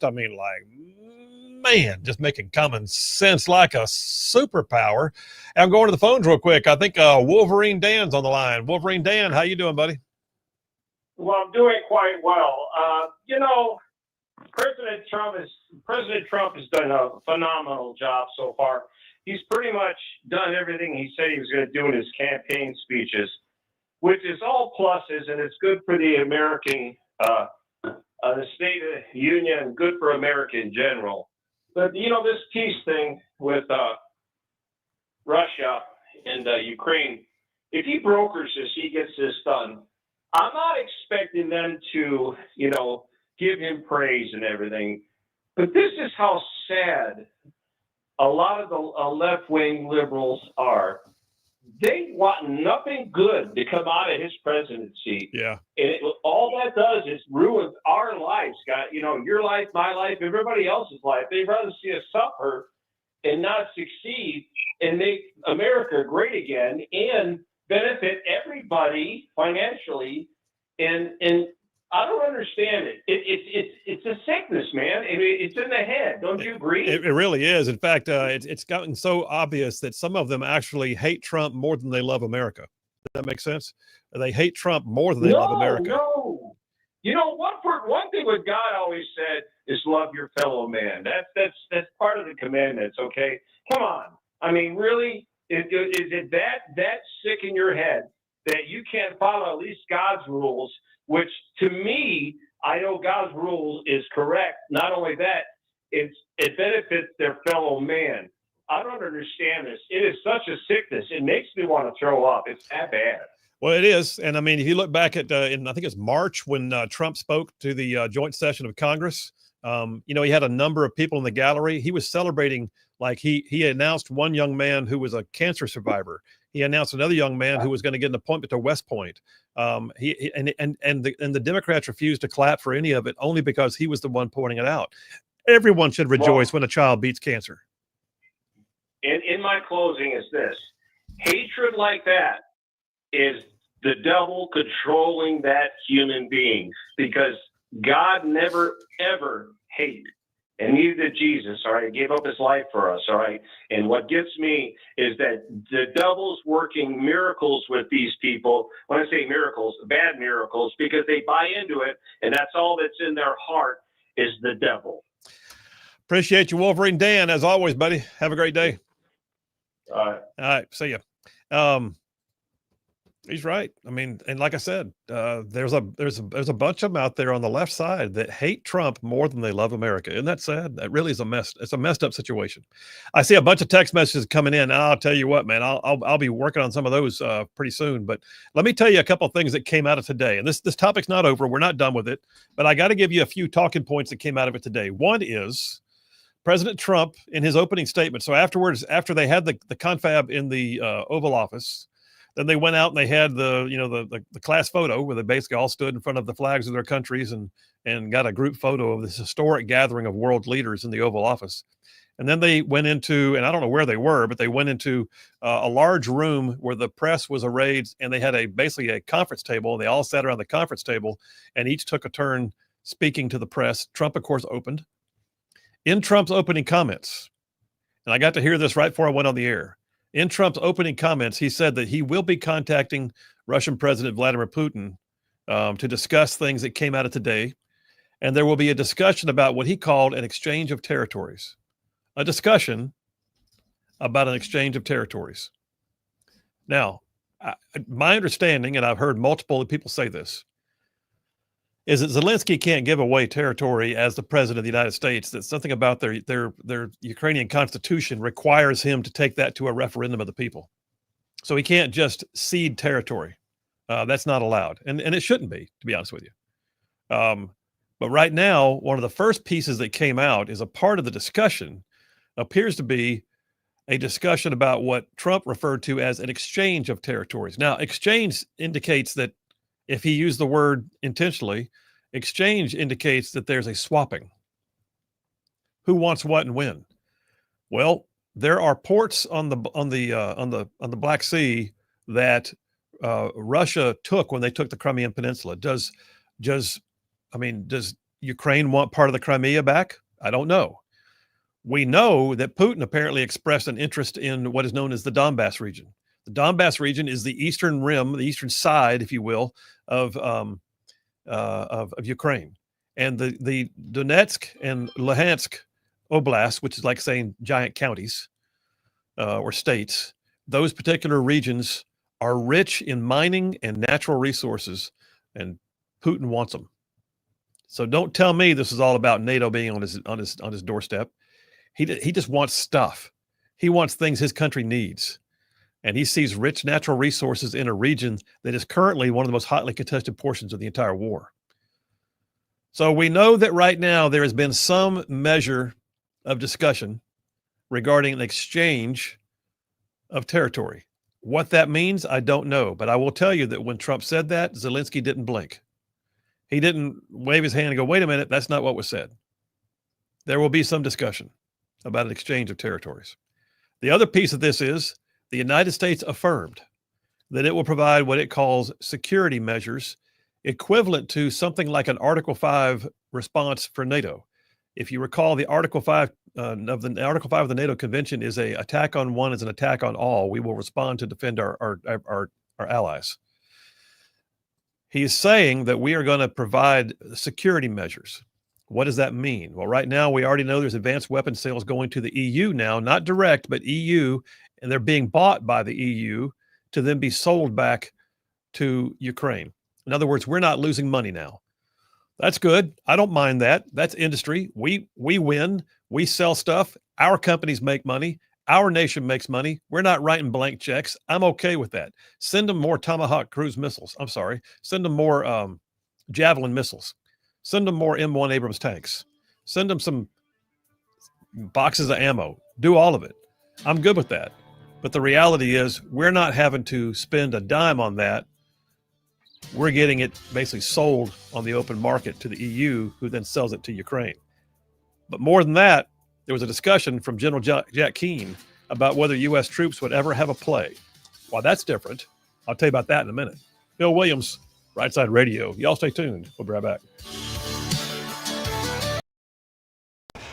We'll speak to Trump. We'll learn about this deal. They're also friendly with Trump. They have been able to exact significant influence on him in the past, so he may find himself dragged back more into that particular orbit. It's a very repetitive cycle we're seeing here, but ultimately it gives Putin one thing, and that is time to continue his military offensive in the east, which is incremental at times, but increasingly close to a strategic breakthrough of some description.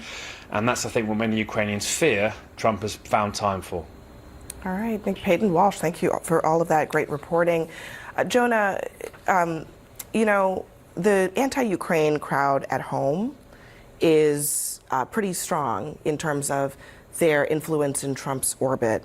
And I wonder, you know, where do you think that they stand right now? Because you seem to think that the relationship between Trump and Zelensky is better now than it was before. Maybe it is.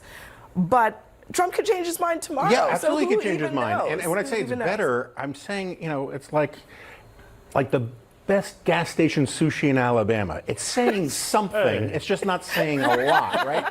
And part of it is that, as you were saying earlier, everyone's figured out how to play Trump, including now Zelensky. And so Zelensky sucks up to Trump in a way that has smoothed over a lot of this stuff. Also, Vance has come on a little bit towards the Western Europe.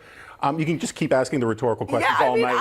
I'm sorry, Jonah, but I have the same. I have the same. I have the same rhetorical question because I think he has been more quiet. But I don't. I mean, what do you? I don't think he's changed his views either. My whole point is that this stuff keeps changing, and look, the MAGA base, which hates Ukraine, also didn't want us to attack Iran, and Trump did it anyway. Marjorie Taylor Greene and Steve Bannon are very loud. That doesn't necessarily mean they dictate what Trump will do one way or the other. I do think, we're just talking about flexes and being anti-Ukraine. The thing that, I think we haven't talked about is Sergei Lavrov wearing the USSR shirt. Yeah. You gotta remember, this whole thing about root causes, right? That the root cause of the war with Ukraine, according to Putin, is Ukraine's existence. Mm-hmm. Ukraine was the victim of a fairly close to Holocaust scale genocide in the 1930s that no one was allowed to even talk about until the 1980s. Mm-hmm. That is a rich memory there. Yeah. And so when you tell Ukrainians, or you pretend that the Ukrainians are the ones at fault, the way Marjorie Taylor Greene and these other gargoyles do, it is so profoundly offensive. Because it is complete erasure of the actual history here. Putin is a war criminal who wants to destroy another country, and this idea of cutting a deal with someone who has that baseline objective is a first-order offense and a case of national dishonor. Can I just play one thing? Because you brought up the USSR sweatshirt. Let me play what a conservative podcaster, Ben Shapiro, said. He's actually saying that there's a bit of a double standard playing out here among conservatives about that. They decided to, lead off with a pretty audacious statement because Sergei Lavrov, the foreign minister of Russia, arrived at this event wearing a USSR T-shirt. It's a CCCP shirt, which is USSR in Russian. That is a hell of a take here by Sergei Lavrov. Now, remember, when Vladimir Zelensky showed up to the White House wearing military fatigues, this was the end of the world. I mean, we should have something to say about Sergei Lavrov, the foreign minister, showing up in a CCCP shirt. Will they have something to say about it? No. I mean, I agree with everything Jonah said, except for the one thing, which is that somehow Zelensky's doing better. Because look what happened today. He just had a summit with Putin, and Zelensky wasn't there. It was the worst day for Zelensky that there's been. And it could have been worse. But that's not a good thing. And when J.D. Vance, makes some sort of half overture to convince a bunch of Europeans to stop criticizing him for 10 minutes, that's not honest. He's been working against Ukraine for years as a senator. He hasn't changed that view. He's very clearly against U.S. funding. Hey, all you Rightside ruffians out there, you are listening to Rightside Radio, solid conservative, just plain right.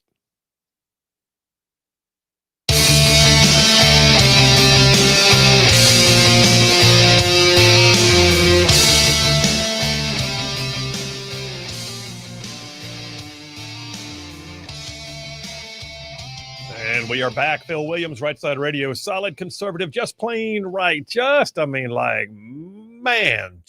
covering down on some major ground across the southeast U.S. of A. Y'all, I'm talking about this show, this one. Woo, Lord, this show goes from Huntsville back over to Chattanooga. I'm talking about Tuscaloosa back over to Gadsden. I'm talking about all the way down to that loveless little village on the plains we call Auburn, straight across the line from there to what we call, once again, Fort Benning. and then big old patches of North Georgia and Mississippi all thrown in just for good measure. And that, my friends, is just the radio footprint, just the radio. And then there's all y'all out there in the whole wide world going to the World Wide Web, live streaming the show, like right now, like looking inside the studio, live streaming the show on places like Facebook and X and Rumble and YouTube and our website, rightsidemedia.org. And then all you podcasters who catch it after the fact or catch it for the second time. Listen, the bottom line is this. I say all that every time because I want to acknowledge the fact that wherever you're getting this show, we know it. And oh, by the way, we appreciate it. You guys mean the world to us. You're the reason why we do what we do. So thank you. Thank you. Thank you very much. Hey, before I go any further, I got to tell you, our friends at 1819 News got a gig. I mean, they got a thing going on, y'all. 1819 News has got a gala coming up on November the 14th.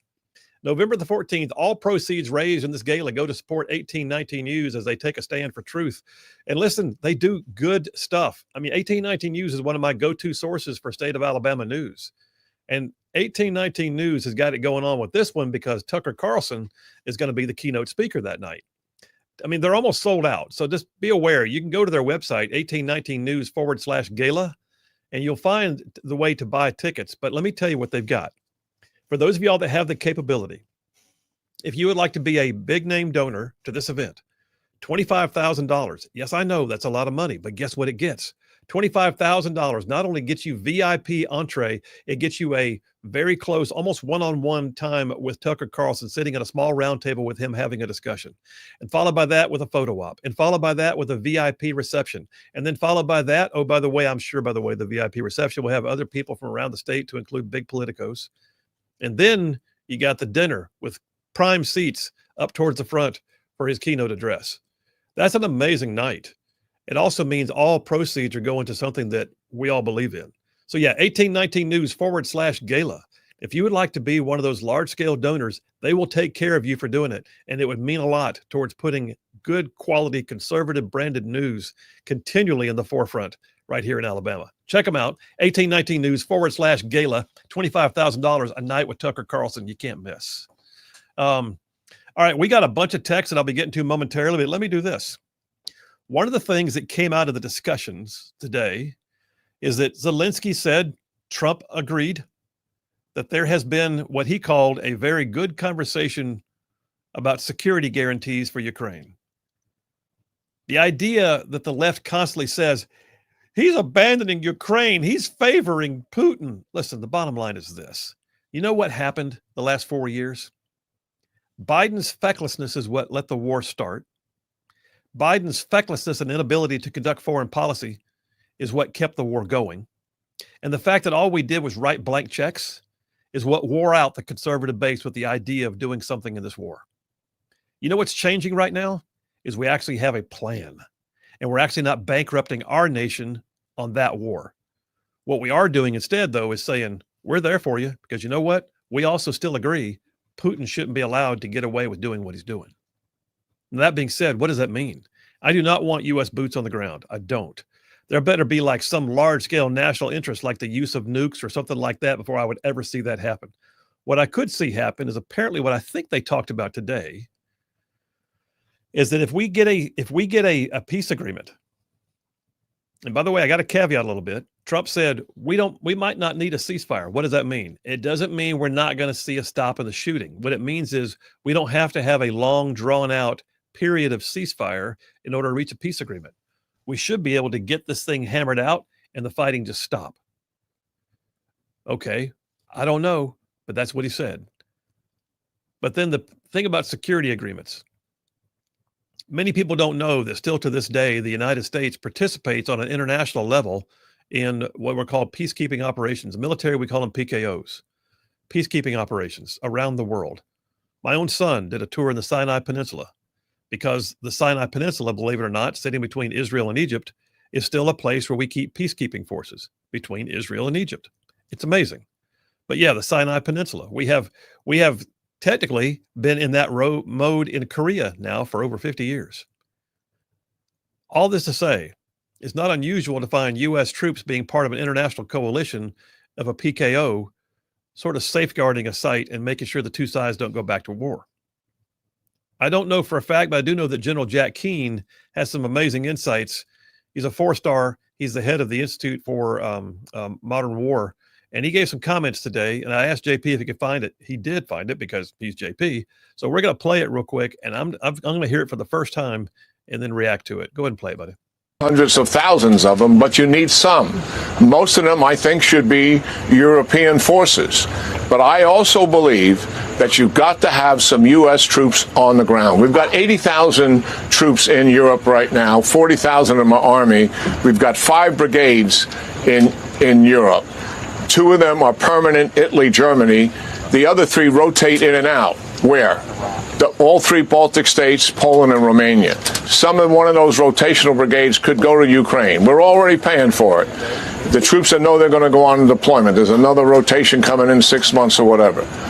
And all of that would be backed up by European and U.S. air power. That is deterrence. Putin would pay attention to that. And it has real teeth in it. I think if we just build up Ukraine, that's not going to be enough. We've been doing that. We need to have something on that side of the spectrum. But there will be lots of discussion about this, Martha, with the principals for sure. And there will be different views on what should be there and what should not be there. And that's the reality of it. Also, as a background, we would have to provide exquisite intelligence, and believe me, like we are doing right now, in terms of what are the Russians doing, what are they preparing to do, and we do that routinely. That would have to continue with the cooperation of the Europeans as well. And we would have to buy into some time. I wouldn't be surprised, Martha, if the Ukrainians didn't suggest, well, that all sounds good, but we want it to last past the Trump administration. Maybe we should get the Senate of the United States to approve the United States participation in this. So you ratify it, and it becomes something that lives on beyond the Trump administration. Lots of issues here. Okay, that's some keen analysis. And well, I didn't mean it that way, Jack Keane. Yes, it was keen analysis. But what he's saying there is, much like we're already doing, there are any number of places around the world, to include right now in Europe, where U.S. forces are already forward deployed. It's already a part of our rotation. If you look at what's called in the military the patch chart showing which unit patches are soon to rotate to where. And the patch charts already have units going over. Okay. Going over already is no change in current budget processes, he points out. But he thinks there's no way in the world for us to just say, did the war stop? Good. Ukraine, we're going to help you build your economy, because there's always that concern that an aggressive Russia could decide later on, we didn't get enough. We're going back. And so what he's suggesting is that there would have to be a peacekeeping operation. I don't deny that. I think that's very likely. I think it needs to be European heavy. I think it needs to probably be under the command of NATO and or under a European command. We had frustrations with that, the way it was run in Bosnia. But nonetheless, it was also extremely effective to bring an international coalition in, because what happens then is it's not just one nation like the U.S. standing on its own funding everything. It's an international coalition, and it has its own funding. NATO would have to fund it. The European Union would have to be heavily involved. And then, oh, by the way, U.S. troops would be, and we said brigade, think about what we're talking about here. We're not talking about division level. We're not talking about massive troop deployments. He's saying there'll be a brigade on rotation. And a brigade, for those who don't know, is a decent sized unit, but it is not at all like sending out massive deployments at division level. All right, so I don't know. That's what he said. But right now, what we do know came out of today. And I'm going to take a break in a minute. I'll come back and get your text messages. If you have questions about it, ask me. I'll do what I can. But right now, what we know came out of today was one of the most historic meetings to ever take place in the Oval Office. Let that sink in. Oh, the Trump guy who can't do foreign policy. Oh, the Trump guy who didn't solve the war last Friday. Yeah, well, guess what?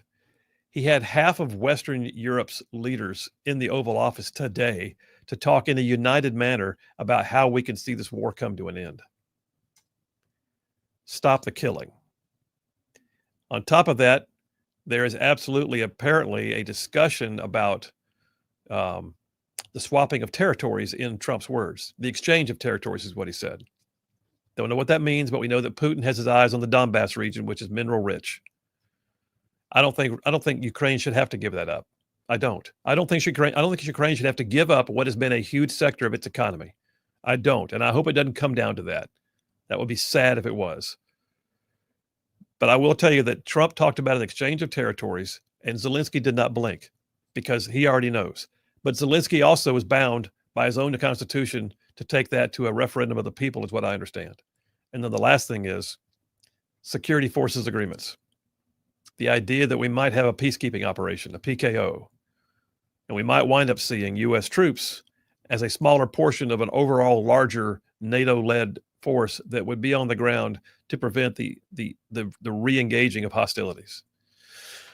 A lot to unpack there, you guys. It's a lot to unpack. And I remind you that the Panmunjom, Korean armistice took 2 years, and that the Dayton peace accords that ended the war in Bosnia was a 21-day massive confab that literally took sequestering everybody for 21 days at Wright-Patterson Air Force Base. All that to say, there's more to come on this.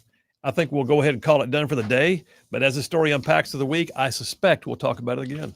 Coming up next, I got your text messages. And oh, by the way, if you want to ask me questions about what I think about certain aspects of this, hit me. Bill Williams, 833-687-4448. That's 833-68-RIGHT. We will be right back.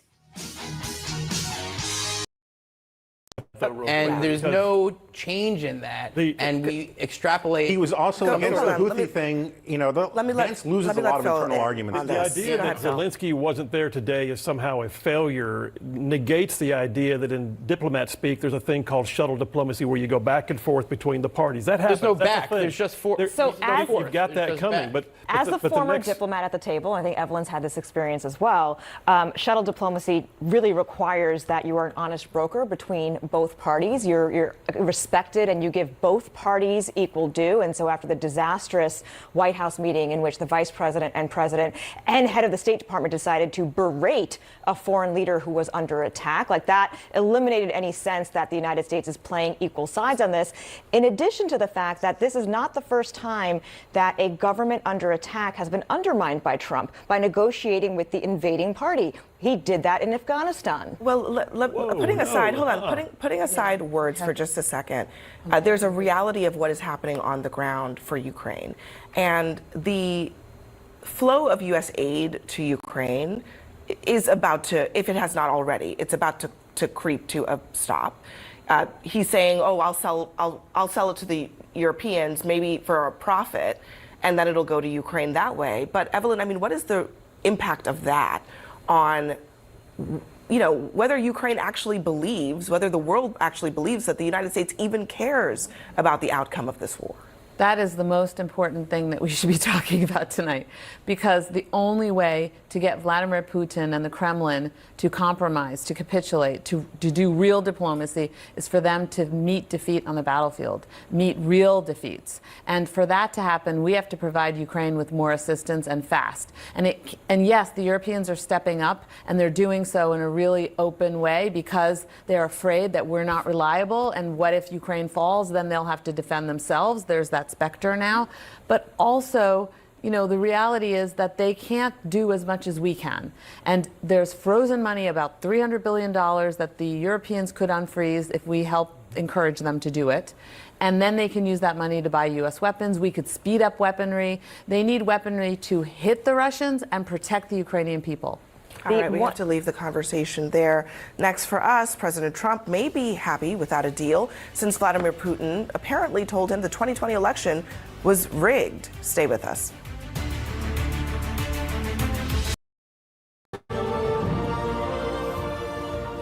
Welcome back to our special coverage. If intimidation is the best form of flattery, Vladimir Putin knows that Donald Trump appreciates a throwback. Listen. Vladimir Putin said something, one of the most interesting things. He said, your election was rigged because you have mail-in voting. He said mail-in voting, every election. He said no country has mail-in voting. It's impossible to have mail-in voting and have honest elections. And he said that to me. It was very interesting because we talked about 2020. He said, you won that election by so much. And that's how he got it. He said, and if you would have won, we wouldn't have had a war. You'd have all these millions of people alive now instead of dead. And he said, and you lost it because of mail-in voting. It was a rigged election, but mail-in voting, Sean. Oh, yes, Phil. Taking advice on free and fair elections from Check's Notes, Vladimir Putin, of all people? Okay, prepare yourselves. Everybody get ready. Dive on, Phil. Here we go. No, but, Phil, you don't have to defend it. It's okay. The reality is, I mean, I don't know how we got into the 2020 election out of the summit today in Alaska, but the truth is, you know, everybody still questions on the right side of the aisle the 2020 election. The processes were weird. The whole thing made no sense. Everything went awry. COVID was used as the excuse for everything. Everything but did that not being go said, awry. But that being said, Actually, very little went awry. Well, if you were not a Biden supporter, book. everything went very much awry. If you were an independent observer of elections, actually, very little went awry. Hang on. To No, your I mean, point. I'm sorry. I told you, you don't have to defend it, but you chose to defend it. No, so but now to your point, I'm going to I have don't to think like anybody needs to correct take the an election falsehoods that advice are being from said. Vladimir Putin. Listen, nothing. Very little went awry to the point, and don't Everything take went it. awry. Hey, don't take it from me. When Donald We can Trump debate and this his all day. campaign took all of their so-called evidence to courts, guess what? They were all thrown. They lost every single one of those cases. We can look at every Secretary of State who made decisions they So weren't allowed to make. there's also a book that we can go Major down that road Garrett all and day his long. co-author wrote, who's an expert on democracy, and they said the 2020 election was actually the best election in U.S. history in terms of how many eyes Well, that were was on a it, Democrat how wrote many that book. checks were on it, how many people voted. Here we go. Let's I mean, pivot out. I don't want to get us too off course here, because I think it is the fact that we're having this conversation in the context of Vladimir Putin, of all people, And I agree with the person who the I agree intelligence with that. community Because Putin always agreed lies. interfered Here's with what the election, Russia who does. doesn't even.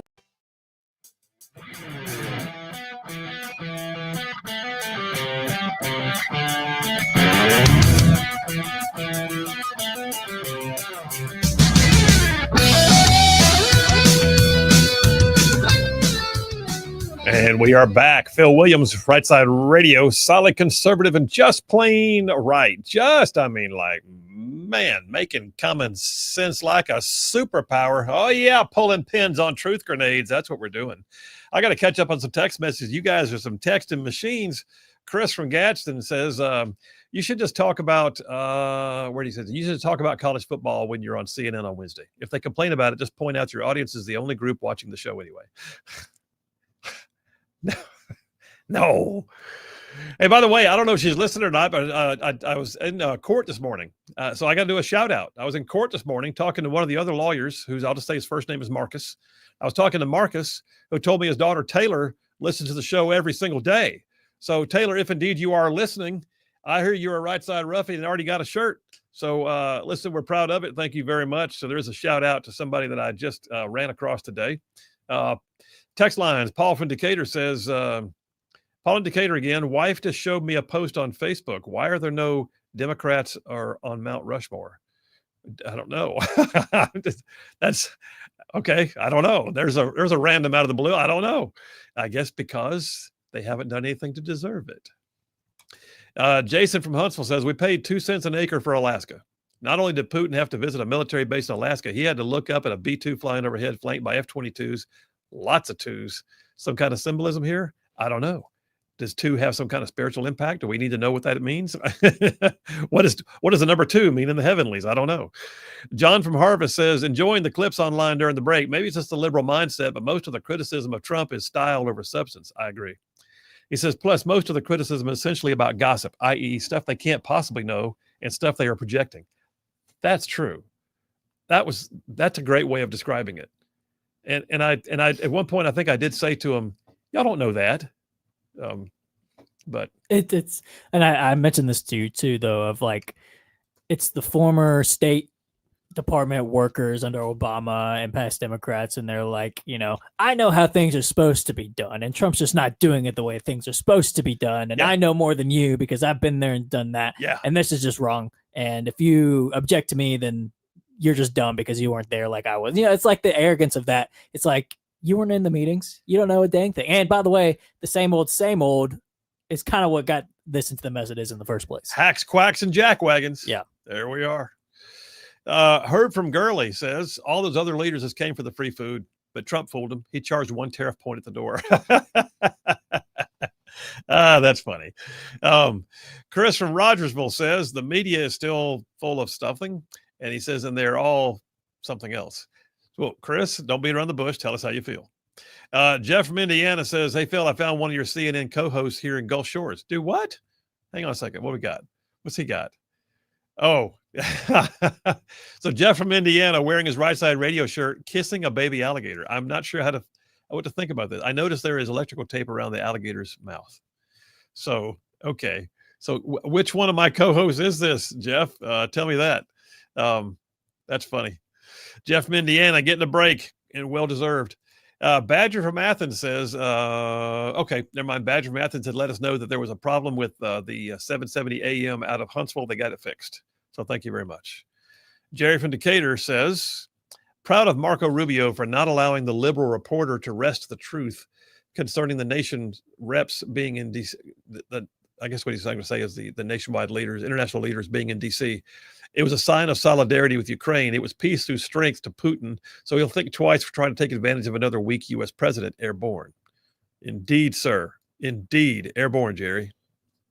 Joe in Tennessee says the economy of Russia is $2 trillion. The economy of the EU is $20 trillion. So pay up, EU. Worthy. I agree. Ruminating Rocker from Flint Creek says, please don't make me listen to CNN again. They are worse than the clips I've seen led me to believe. No, dude, it's all good. We're getting it done. Lewis from Trinity says that the news media fails to recognize that Biden did not help Ukraine. Liberals do not understand war. Russia invaded Ukraine. Poland was willing to give Ukraine their jets. Biden said no. That's exactly right. The other way, he put restraint on the ability to get meaningful weapon systems into their hands. Then they got sabotaged and they're no longer usable. Held off on the too long missiles into Russia. There's a lot of Biden could have done to push Russia back. Democrats do not understand. Let's get it done. Lewis, good points, all of it. Bobby in Huntsville says the media are still talking about how we came to Alaska to get to ask no questions. They're just mad. They thought, sure, because I will say they were mad. They flew out there to Alaska and they had a press conference, and I heard them say it was a press conference that really wasn't a press conference because we weren't allowed to ask any questions. I think it was actually Brett Baer from Fox that said that. That was weird. It was almost like they were expecting to open up the questions and then didn't. But then also, I will say it was kind of weird that Putin spoke first. Yeah. I don't know what to make of that, but I have heard that the protocol is that the host country speaks first. Yeah. So I don't know. I mean, they probably just made that decision on the fly. Not probably best not to open it up to questions, but it was funny that they were all expecting that. Well, here's the other thing. There's always that question about what's Putin going to say. So what you don't want to do, and here's the thing. In fact, I saw this a lot of times when I was running for office at the state level, right? You go to a forum where one candidate speaks followed by another candidate. You don't want to be the first candidate to speak because you want the ability to rebut what the other one said. So truth be told, you've got Trump speaking second, which gave him the ability to make sure that Putin was going to say something that he didn't have to. There wasn't going to say something he had to refute. So there may very well have been wisdom in that. Oh man, yeah, I think it's probably smart they did that, but it was funny. They kind of led the journalists on. I also thought it was funny that Putin said, "Yeah, next time we'll do it in Moscow," and Trump was like, "Oh." I did see that. He goes, he went, "Ooh," and I don't know about that. I may get in trouble for that. I may get in trouble for that one. All right, listen, we're taking a break. Come right back. We'll change the subject. It's time to talk about something else. How about this? How about we take back our history? Let's talk about that for a minute. Phil Williams, Rightside Radio. Y'all stay tuned. We'll be right back.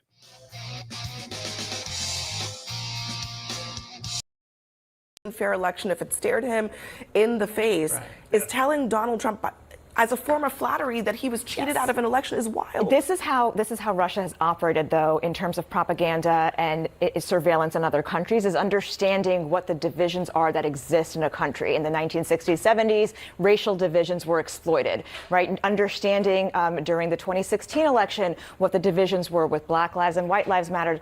All of this is part of Putin's very deep understanding of how to get into the American psyche and, again, create conversations that really are coming out of nowhere at this point. And that was the substance of his conversation. That is what the President of the United States took away from this meeting, not caring about Ukraine, not potentially saying that maybe I shouldn't deport 200,000 Ukrainian refugees in my countries. All the President of the United States got about this conversation was a classic KGB narrative of let's give you the propaganda you need to hear. The fact that, let's remember, Vladimir Putin engaged heavily in interfering in the 2016 election in favor of Donald Trump against Hillary Clinton with a massive interference campaign and hacking and everything. Hey, so they hacked federal courts. so like his profession that he sort of cares about the days. integrity of U.S. presidential elections is laughable on its face. And the fact that the President of the United States was like, oh, he's making some pretty good points, just shows how much of a gullible mark that he actually is. So I don't have anything more to say about the election stuff. It wasn't stolen. It wasn't rigged.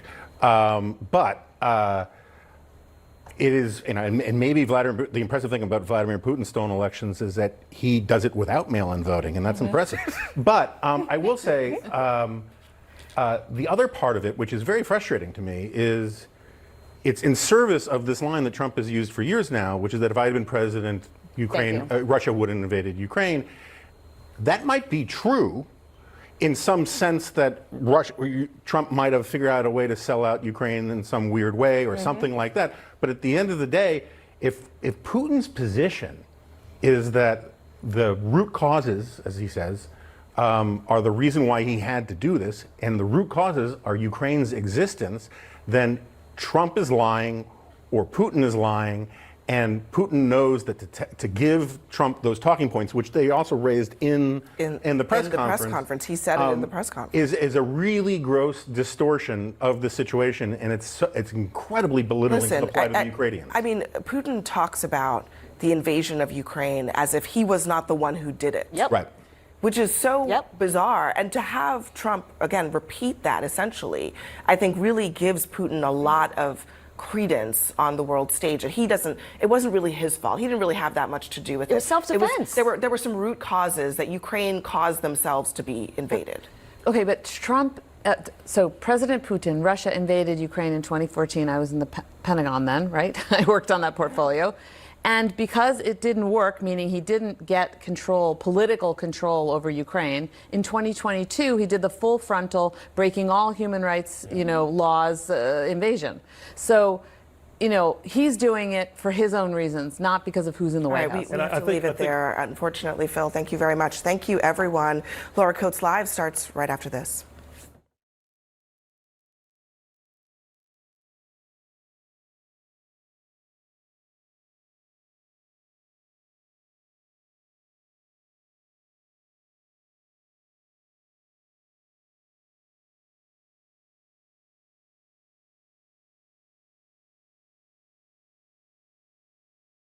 Not going to want to miss the latest edition of the Just Right podcast. We just put it in the can. Listen, we interviewed Ton Boyer, author of The Ground Kisser. What an amazing story she has, escaping communist Vietnam as a child, on a refugee boat filled with hundreds of people, intercepted by pirates, left adrift in the South China Sea, became a refugee, eventually found her way to the United States. She has a mission right now, basically to tell the world why America is the greatest place on the face of the earth, and two, to make sure Vietnam veterans know that they are loved and appreciated. Ton Boyer, you are not going to want to miss this conversation. Just Right podcast coming up. Yeah, let's do a show. 1, 2, 3, hey! Well, Ton Boyer, welcome to the Rightside Media Studio. Thank you. We're glad to have you. Me. Look, I'm going to do just a brief introduction, sort of tell the world who's sitting here at the table with me. But you got an amazing story. An amazing story. You grew up in a time of war in Vietnam. Mm-hmm. You became a refugee at one point, robbed by pirates as you were, leaving the country. Right. You were left adrift at some point, I understand. You wound up in Indonesia. You finally came to America. Mm-hmm. You found your husband. You found the Lord. You raised a family. And I think one of the things that I've noticed is you have a love for this country, which we'll talk about more with your book in a minute. But for right now, welcome to the Just Right podcast. Thank you. Thank you for having me. Well, I'm glad you're here. Well, listen, I said it a moment ago. So you grew up in a time of war. Mm-hmm. Tell us where you're from and how that came about. Yeah, I was 8 years old when the war ended. I came from Vietnam. I came from the Mekong Delta of Vietnam. We live right by the Mekong River. Mekong River is pretty big river. I think it's even bigger than Mississippi River here. But we live right on the border between Cambodia and Vietnam. It's about 6 miles from my house, the border is. And I was 8 years old when the war ended. And because I live on the border of Cambodia and Vietnam, I also experienced the war between Cambodia and Vietnam after the fall of Saigon in 1975.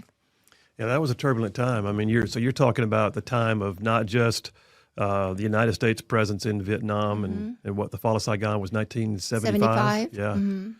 I think the U.S. troop pulled out in 1973. Yeah, and then Saigon fell in 75. Is that right? Right.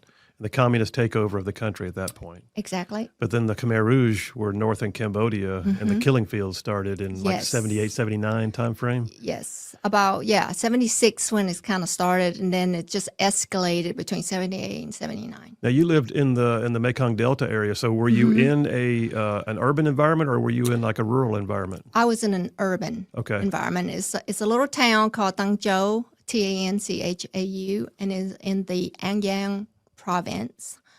It's, the roads in Vietnam is really not smooth like here. So it takes about 6 hours from Saigon. So it's a little bit southwest of Saigon. Listen, I've had some time overseas myself in different parts of the world. And I've said many times people don't realize national and yes, sometimes the international and like the dude just said, solid, conservative, and just plain right. Well, welcome to hour number 3 on a Meatloaf Monday. Hour number 3 on a Meatloaf Monday, because it's always about the food. You know that. But yes, indeedy, we'll take you all the way to go home time here on a Monday afternoon. Coming up, I got to tell you, I will be on CNN again. They're flying me out there again on Wednesday. So stay tuned for that. We'll keep you posted. But right now it is scheduled for 9 p.m. Central Wednesday. I have no idea who the panel will be. I'm just going to go in there and have at it. So looking forward to it, and hope y'all will join in and watch and just, listen, go there. Go there. I got to ask you one other thing. I'm going to make a shameless plug. All right, so we as a company, Rightside Media is the parent company of what you're listening to, Rightside Radio. So Rightside Radio is only one of our productions. We also have a number of podcasts. We have the written work that gets published every week. Rightside Media is the parent company. Our website is rightsidemedia.org. You can find all our stuff on there. Here's the thing. All of our social media platforms, our YouTube channel, all of the things that we're out there posting out there in the online sphere. If you are ever in those places, and we would appreciate if you would go there, hit like or follow or subscribe or whichever one of those platforms calls it whatever. It will mean the world to us. And I say that because what that does is those platforms then allow us to grow as a company if we can show a certain amount of activity. So we have more than doubled the size of our YouTube subscribership. Doesn't cost you anything. It means everything to us. We have seen the growth in our Facebook and Twitter. Listen, all of those things are what we do to get the message out, but we get to do more if you guys will click on it when you do. So please do. That would mean the world to us. All right, let me do this. By the way, I got 2 text messages I got to hit. One is David from Madison just texted in, and this is cool. So David from Madison says he's just tuning in. He's not sure if it's already discussed it, but the CNN discussion, he said, went as well as could be. And I thank you for that. But then he says he just found out that he calls it a husbands group. I don't know if it's a small group or like a group of husbands that hang out when their wives are doing stuff. Anyway, that my brother's in that group with him, and he didn't realize it. And they were talking about the show, and it kind of clicked. So, and then he said some nice stuff. Anyway, glad to hear. If you're hanging out with my brother, you're in good company. So there's that. Glad of it. David from Madison, thanks for letting me know. Adam from Athens says, JP, I can feel my IQ dropping every commercial break. I would rather hear Bama highlights. Hey, we can make that happen. No, we can't. Hey, let's switch gears for a minute. Let's talk about something else. We spend a lot of time talking about the summit, and I don't mind getting your text messages about it. You can stay on that if you want to. 833-687-4448. That's 833-68-RIGHT. But let me switch gears on you. A topic that I think is just incredible. The fact that we have to do this at all. the things that the Trump administration has had to, set right, so to speak, is just galling. I mean, we're not. Wouldn't it be nice if the president could just get elected and take care of the border and foreign policy and economics, and not have to look and see what are they saying in the Smithsonian Institution now? What display do they have that makes America look bad in our taxpayer-funded museum? What are they? Okay. In March of this year, President Trump issued an executive order. I hold a copy in my calloused former paratrooper hands. I pulled this off of whitehouse.gov. The headline of it is, or the title of it is, Restoring Truth and Sanity to American History. You hear that? Restoring Truth and Sanity to American History. Why? Well, because the left has decided if they can co-opt our history, if they can rewrite the narrative, if they can tell you that you're not who you think you are, or that you did not come from good places, then it diminishes the quality of who we are and drives down morale and gives them the ability then to step in and be the rescuer. That's what the left does. Create the problem, fix it, polarize it, then offer the solution you want people to adhere to. By the way, what I just quoted you is one of the actual rules from Saul Alinsky's Rules for Radicals. Go look it up. Saul Alinsky's Rules for Radicals. Find the target, fix it, polarize it, basically create the problem, and then step in and provide the solution you want people to follow. That's what they're doing with history. So this executive order I've got in my hands right here. Under this historical revision that we have seen in our nation's museums, it says our nation's unparalleled legacy of advancing liberty, individual rights, and human happiness is often reconstructed as inherently racist, sexist, oppressive, and otherwise irredeemably flawed. Rather than fostering a unity and a deeper understanding of our shared past, the widespread effort to rewrite history deepens societal divides and fosters a sense of national shame, disregarding progress America has made and the ideals it continues to inspire millions around the globe. It's so true. The left wants to tear down everything in order to build it up in its own image, as opposed to promoting what is there and enhancing its capabilities. It points out that the prior administration advanced this corrosive ideology. This is so prescient here. This is important. Like, for instance, it gives an example. Independence National Historical Park in Philadelphia. Think about where that is. Independence National Historical Park in Philadelphia, where our nation, it says, declared that all men are equal. The prior administration sponsored training by the organization that advocates, quote, dismantling Western foundations, interrogating institutional racism, and pressured the National Historical Park Rangers that their racial identity should dictate how they convey history to Americans because America is purportedly racist. That's at Liberty. That's the Independence National Historic Park. We're talking Philly. We're talking about literally the seat of where the birthplace of the United States. I see you ready to jump in. I saw you reaching for the microphone. I saw it.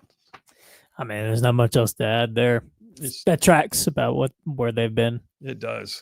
The Smithsonian. This is gonna make you mad. You've been to the Smithsonian before. I have, yes. Yeah, and I mean, but the Smithsonian, by the way, is a series of museums. Got a lot of great pictures on my phone still from that museum. Yeah. It's pretty awesome. It's crazy cool.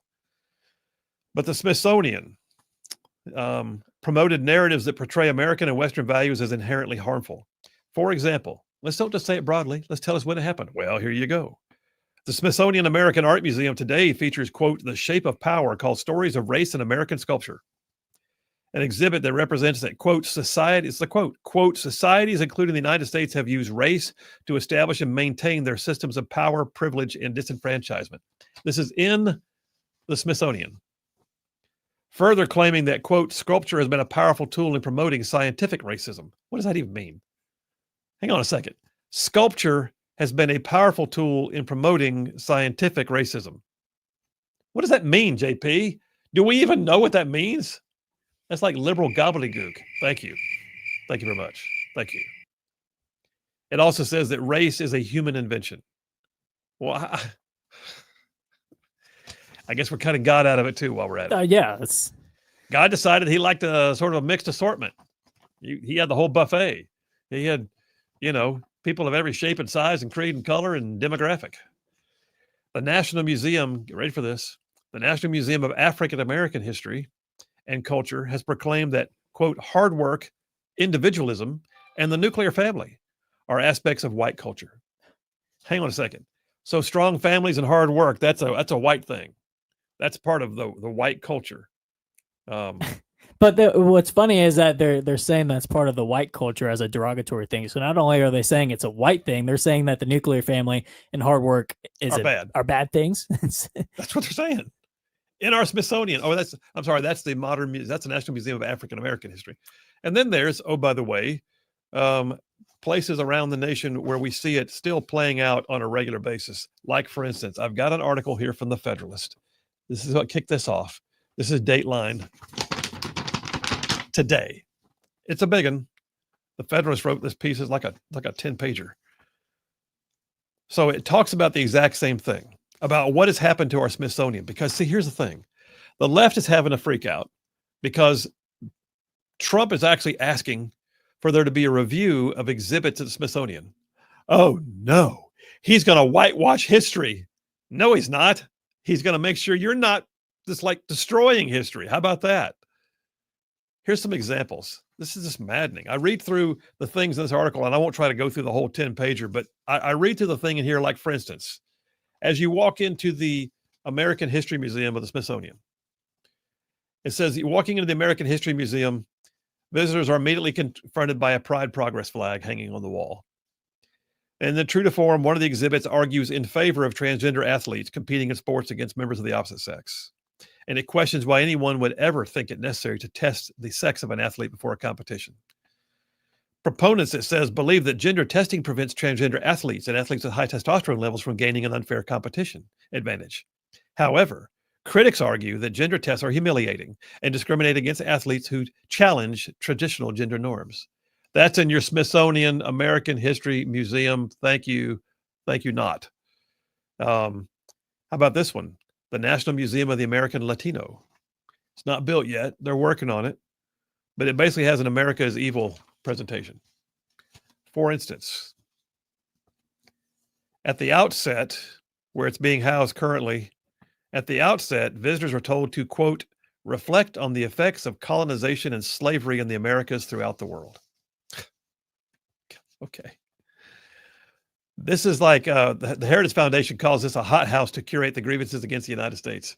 It's like a greenhouse where they incubate all these things and germinate the flowers of dissent and disdain for who we are as a people.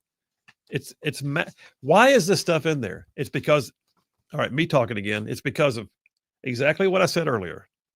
The left knows if it can rewrite history, if it can make you disbelieve in the worth of who we are as a people, then it can get away with doing virtually anything because it will step in and tell you, here's what we have to do to make it better. Kneel down. That's a good little sheep. And they'll do that. They've proven it time and again. That's why Nancy Pelosi and all the members of Congress on the left decided to kneel down in front of Black Lives Matter because they wanted to virtue signal and make sure that everybody knew that we know how bad we are. We're really bad. We've owned slaves. Well, actually, we haven't owned slaves, but people, well, like a long time ago, like 150 years ago, owned slaves. Quick, kneel down. Show them how meaningful their mantra is. So when I get back from this break, I'll give you the wrap up on this. Good Lord. My apologies. Thank you. When I get back from this break, I'll give you the wrap up of something I pulled off of Heritage Foundation, which I found to be fascinating. Phil Williams, Rightside Radio. Y'all stay tuned. We'll be right back. America, that the dirtiest alleyway is sometimes better than the best road in foreign countries. Yeah. So do you remember war when you were a kid? Gosh, yes. I remember a lot. And when the thought of putting my story together and putting it in a book, I realized that I had forgotten a lot. And once I enlisted Lisa Smith to help me with the book, she asked some questions, and it just kind of, helped me to go back to the past. So yeah, I remember mostly where I am. The Vietnam War didn't affect me as much, but the war between Cambodia and Vietnam affected me a whole lot more because being near the border town and living by the Mekong River, we saw the atrocities Pol Pot's, the killing fields, basically, coming down that river every single day. I saw a speech you gave getting ready for today, and you talked about the fact that your mother would say, "Don't go to the river." Yeah. Yeah. And you did anyway. Yes. Like most kids would do. Mom says, "Don't do it." Exactly. You did it, but what did Yeah. you see? What happened when you went down there? Well, yeah, my parents tried to shield us. We came from a very wealthy family, so my parents tried to shield us from a lot of things. And there are times where the atrocity of Pol Pot's body parts coming down that Mekong River. And I'm not talking about 1 or 2 bodies. I'm talking about a wave of hundreds and thousands of bodies. And you saw this as a kid. I went, my mom and dad would say, don't go to the river, don't look out to the river. And at the kids, of course, me, and also dragging some of my siblings and cousins and go look at it. And I remember seeing bloated bodies, headless, heads and hands and limbs, and just coming down, floating down the river, and watching some of my relatives taking long sticks and push the body parts back into the channel so that it would, keep on floating down that main channel. And I remember the smell of it. It's just horrific. There are, I've sort of said sometimes that memories are sometimes keyed more by smell than they are by visual. Yeah. Smells come back to you. They bring things back. Absolutely. Believe it or not, the blooms of the pear trees in spring bring that memories back. Really? There's a smell of it that it reminds me of the bodies that I smell as 8, 9 years old. And I remember the other 2 weeks ago when I was given talk to a high school kids, and another memory came back of that time. I remember when the water received from the Mekong River, sometimes my family would let me play, me and my siblings and cousin. I have 1,000 cousins in Vietnam. I mean, we're all related somehow.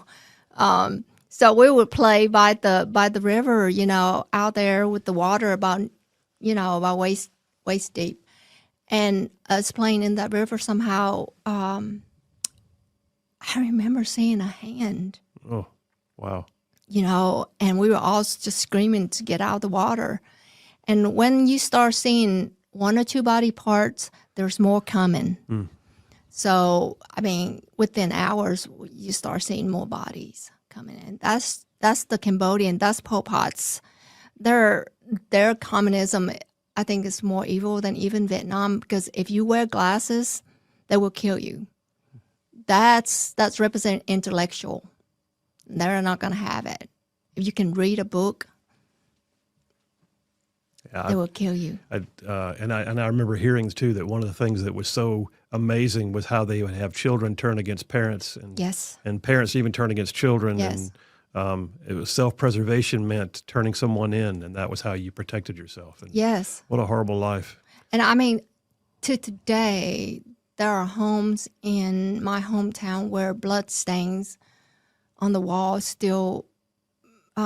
There's still blood stains on the wall, because where the Khmer Rouge would come in at night, and they would try to extract information from the locals, and they would take babies from mother's arms and take the baby and smash the baby against the wall. Oh.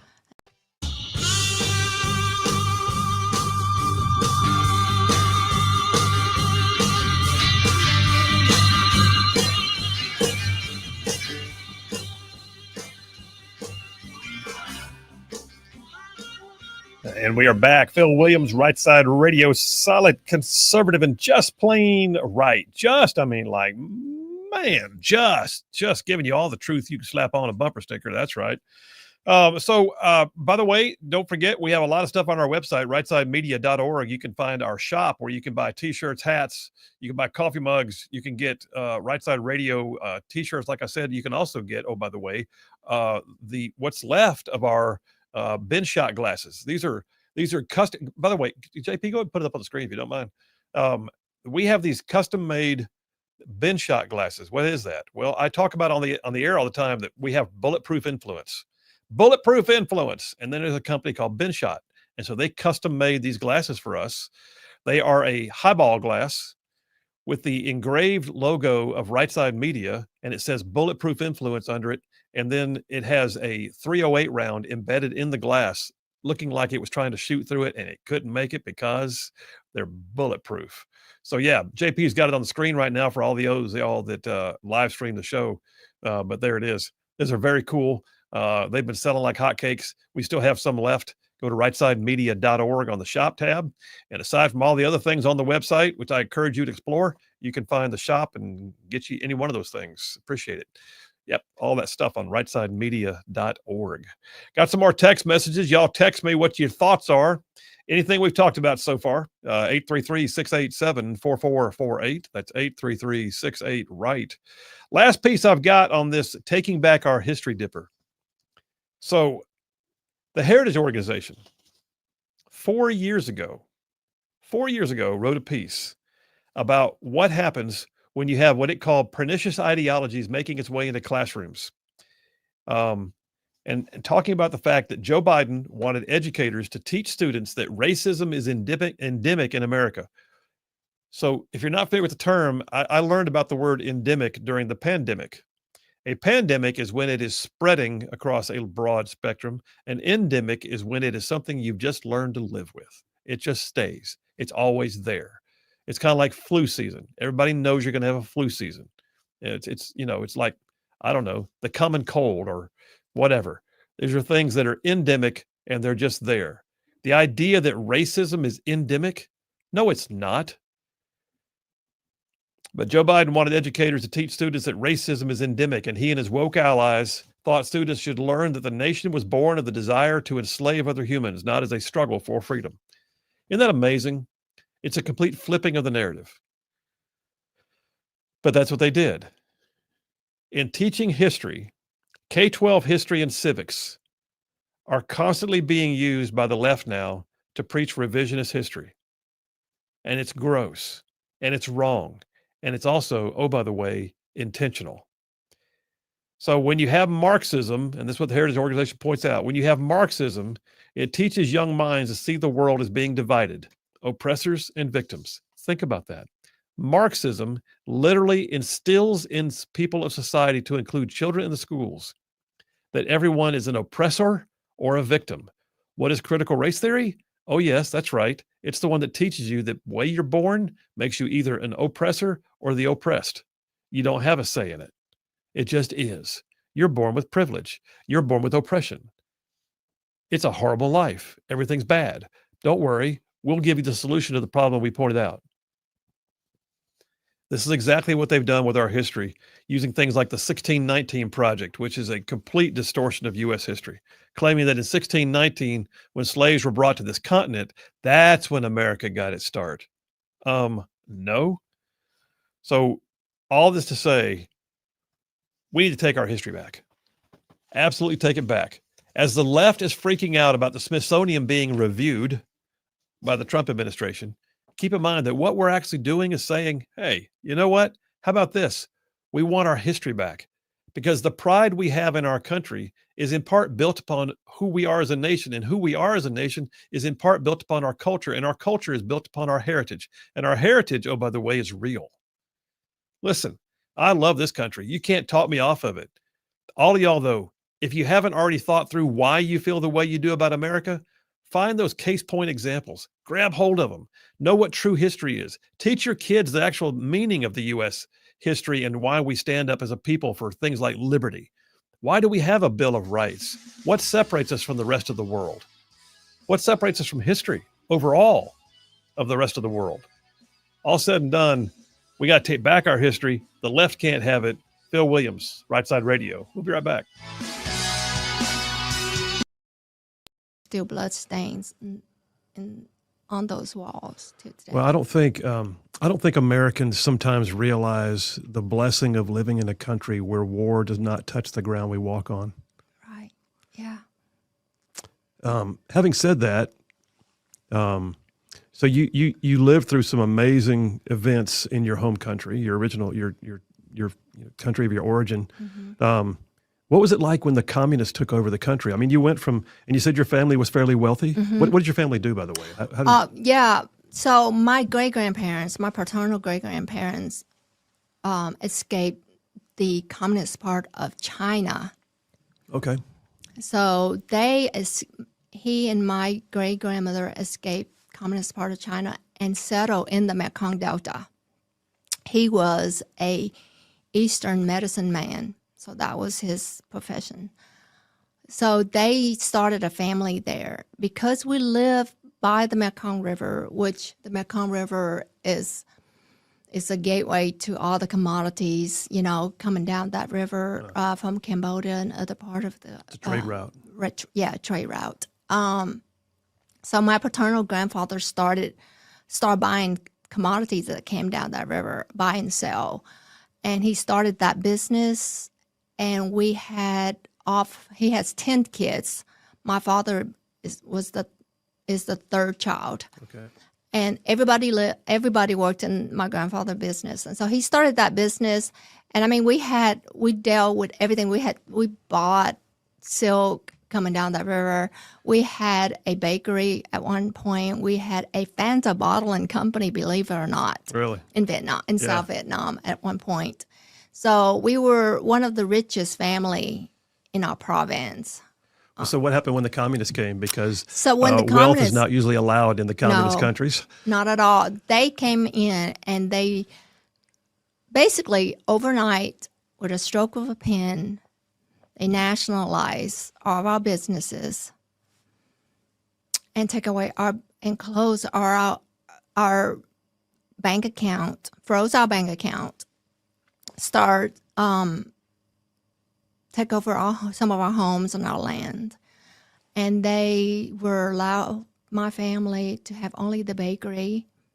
And even with that, they tell us what to produce, how to produce it, and even at what price. So we went from having one of the richest family in the province to being just like everybody. I mean, that's what communism and socialism is, right? Yeah. They basically, their things is take from the rich to help the poor. Sounds great. Sounds really, who does not want everybody to be equal, but it doesn't work that way. All I did was take away the incentive of people really working, want to do better for themselves, and the rich become poorer and the poor stay in poverty. Yeah, communism crushes the spirit, doesn't it? It is. And communism it's a religion. It is. It's a religion. Was it so when they took over everything, when the communists took over the country, mm-hmm. And the South Vietnamese government fell, did they literally come in, aside from the stroke of the pen and the things mm-hmm. That they took, mm-hmm. did they come in and did they micromanage your life? I mean, did they actually walk into the house and tell you, here's how things are going to be? Yeah, we had a communist family came in and lived with us. Live with you? Just to watch us. They put watchers in your house? Yes. To make sure we didn't hide anything from them, because we were rich. And basically we went from, okay, I'll give you an example. Before, when you have aches and pain, you can go to the market and get a bottle of aspirin. Right. When the communists took over, commodities and everything was so scarce that you can only buy one aspirin. And also because that's all people could also afford. Wow. A pregnant mom can only buy one multivitamin. You can't just go buy enough rice and soy sauce and things like that for your family, or fabrics and threads to make clothes. You have to stand in line to buy, those things. Everything rationed, everything parceled Everything rationed, out. Yes. And you can stand in line for hours sometimes, and there's nothing. And by the time they get to you, there's nothing left. And you have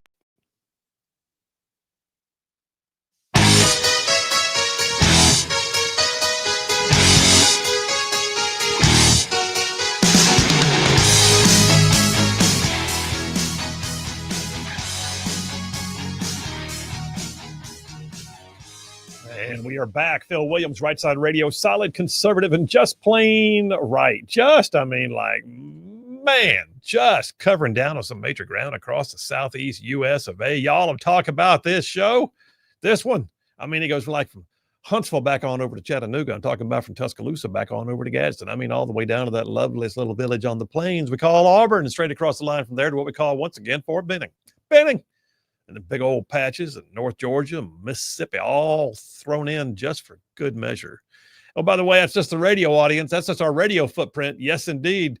And then there's all of y'all who on the whole wide world go to the World Wide Web and dial in right now every single day on the live stream. Places like X, YouTube, Facebook, Rumble, our website, rightsidemedia.org. And then, oh, by the way, all you podcasters who catch it after the fact, thank you very much.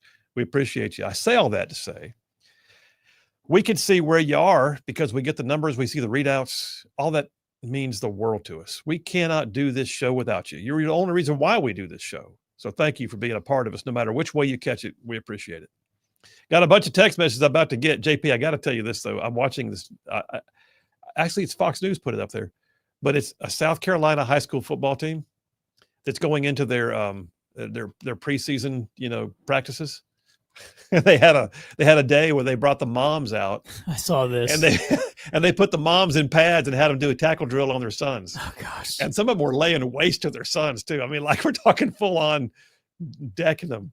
I'm glad that was a thing when I was playing in high school. That would have been your mom would have hurt you. Yes. Because she's so competitive. Exactly. Yes. Your mom would have just done everything. I know this for a fact. Yes. She would have not held up. No. She would have given up her shoulder to put it into your chest. She would have did it and then gotten hurt because that's how she goes. Well, my mom is actually like all of 5 foot nothing and about 90 pounds soaking wet. So I don't think that she might have bounced off. Yeah, that is fun though. I'm 6'2", 220. I'm pretty sure mom would have like just bounced off like a ping pong ball. I got a bunch of text messages. Let me see what I got here. Ruminating Rocker from Flint Creek says, we gave up. They didn't even try to understand what you were saying. What are we talking about? CNN. Oh, CNN. Okay. So I think they made a mistake and put you in with the beginner instead of the advanced commentators. That was excruciating. No, listen, every one of those people is like, I guess well-known in liberal circles and well steeped in their, and by the way, I will say this, some of them were actually, Jonah Goldberg, even though he's a never Trumper, we shook hands and had a great, just a moment there off the air.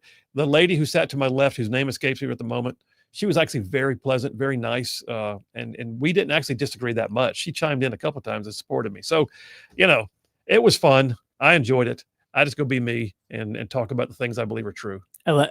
Except she did say that the 2020 election was did say that the best election in U.S. history. So yes, to which my response was like to have the most apoplectic look on my face. And then I think a Democrat wrote that book. Yeah. Jason from Huntsville says, what's interesting in this mindset, where are we? What mindset is he talking about? Is he talking about the history thing? Okay.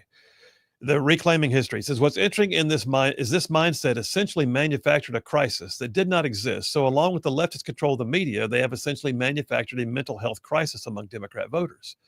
There are several reports from the NIH, that's National Institutes of Health, and Psychology Today, among others, showing that nearly 2 out of every 3 Democrat voters suffers from some form of mental illness. Wow. Well, you can add TDS to the list now because, Lord, they are steeped in it. John C. from Madison says, if they say that when their slaves were brought to America is when America started as a nation, then why don't they say that the Native Americans that were here before all that had slaves? Because apparently the Native Americans had slaves for how many thousands of years? This country was founded thousands of years ago then by their own reckoning. John C., you're trying to use their logic to help them find the holes in their logic. And I'm just telling you, that's not where you need to go. And of course, the white Americans were the only people in history to have slaves, according to obviously. Yeah. It's about imperialism and colonialism and all the other isms we can think of. Joe in Tennessee says Biddy Biden had no problems being buddies with Robert Byrd and James Eastland, who are racist. This is true. Joe Biden has some interesting clips of let's not act like come on. Yeah. Corn Pop's a bad dude. Or a chain. Still cracks me up. Dave from Capshaw says CNN on Friday. 5 lives versus Phil. Fair fight. Nice. Listen, I'm not going to try. Listen, I'll tell you what. I'm enjoying all this. Thank you very much. I am not going to take it for granted because as soon as I do, I'll walk in there and go ubba ubba ubba. So I'm going to have to make sure that I keep my game face on. And listen, you guys, thank you for your support, but pray for me every time I go. I'm going back Wednesday. Pray for me every time I go. Thank you. Thank you for attention to this matter. Thomas Mathis says, thank you, Colonel. Another great conservative offense-defense stint on CNN. You mentioned Saul Alinsky's rules for radicals. It prompted me to pull because did his text mess up? Anyway, it prompted me to pull it, I guess, because we're still enduring Obama-isms. Yeah, fair enough. Oh, look, Shag Nasty the Atheist is here. Shag Nasty the Atheist says several things. He sent in a lot of texts. Yeah. He did. Wow, Shag. You're okay. Shall I read them all in order? Yeah, go ahead. Sure, why not? Shag Nasty the Atheist. Here we go. Ready? Follow the logic. Number 1, are the shot glasses you helped to endure the misery of the Trump regime? No, they're to enjoy it. Then he says, guys, we were colonies for the British Empire. Then the wealthy elite got tired of paying taxes. Not hard to understand U.S. history. Am I to understand your revisionist history that the Boston Tea Party was conducted by the rich elite? Of course, yeah, the rich elite, yeah. It was the wealthy elite who did not like the tea tax. It was the wealthy elite that got slaughtered in the Boston Massacre as well. Oh yes, yeah. Absolutely. What else you got in here, Shag? He says this country has an astonishingly clear history of inequality. Clear history of inequality. Okay. Shag Nasty, what is your favorite nation with history of clear equality? I want to know which one it is. And then he says, were black people and women allowed to vote in 1776? No. Okay. But guess what? What was the first nation to go ahead and abolish slavery, move to suffrage for women to vote, and to also amend our Constitution to allow black people to vote? That would be the United States of America. Thank you very much. We had an elite. This is still Shag. I'm in my Shag Nasty diatribe. I'm enjoying this. Let's get me ready for CNN. He says, we had an entire civil war before half the population was able to vote. Miss us with this freedom and equality garbage. Miss us with this freedom and freedom and equality garbage. Freedom and equality garbage. The fact that you put those all together as garbage disturbs me. But yes, we had a civil war. You know why? Because it was worth fighting over. And yes, guess what happened? We were made stronger because of it, despite the fact that we had massive losses. And then lastly, I'm sorry, I got 2 more. Shag Nasty the Atheist says, if this really is the best country in the history of the world, God help the rest of the world. They didn't leave. Shag, where are you texting in from Saudi Arabia? What? It's Shag Nasty the Atheist. By the way, can you look at his phone number to see, is it a 256 area code? It is, yeah. It is. It's 256 area code. Shag, just so you know, we can do a GoFundMe site. We can help you go to some place that's, like more free, like, I don't know, Iran, North Korea. There's bound to be a place there for you. And then last thing he says is, the smartest kid in the slow class is still missing a few crayons. The smartest kid in the slow class is still missing a few crayons. Now Shag is insulting people who were specially, challenged. I don't understand. Shag Nasty, blessings on you. Have a good day. God loves you. JT Lacey Springs, last one for the break. JT Lacey Springs says, many omit that Brazil was huge on slaves. Going there was not good. Probably tomorrow. What's probably tomorrow? What's going on?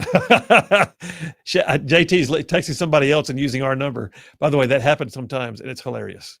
Hey, honey, I'm stopping by to pick up a milk of bread on the way home. Yeah. Thanks for telling us. You might want to tell your wife. That's happened before, by the way. Yeah, it has. Chris from Sterrett, Alabama says, apparently Shag Nasty has never been on deployment. I would say that is likely, but I will not assume. Perhaps he is bitter over something he saw in deployment. Then again, Shag, I doubt it. All right, listen, we're taking a break. Last break of the day. We'll take that break. We'll come right back. Phil Williams, Rightside Radio. Y'all stay tuned. We'll be right back. The next day to get back in line. Meanwhile, the communist leaders got fat. They sure. got fat. Yes. Yeah, they sure. took over all the people homes and moved in, and yeah, even today, all the millionaires in Vietnam, you you betcha, they have a communist tie to them. I'm sure. Yeah. Well, okay, so this is a turbulent time. How long after the fall of Saigon did you remain in the country? You personally remain in the country? 4 years. So 4 years, And from I think 1979-ish. 1979's 2 weeks after my birthday, which is in May, it's when my sister and I escaped Vietnam. Okay, well, tell me about that, because I know in one of the speeches of yours that I reviewed, it wasn't your whole family that came out. Right. It was just a few, and your parents had to make a choice, basically. Yes. So what was that family discussion like to decide who leaves and who stays? Gosh, I remember that night very clearly. I had several aunts and uncles.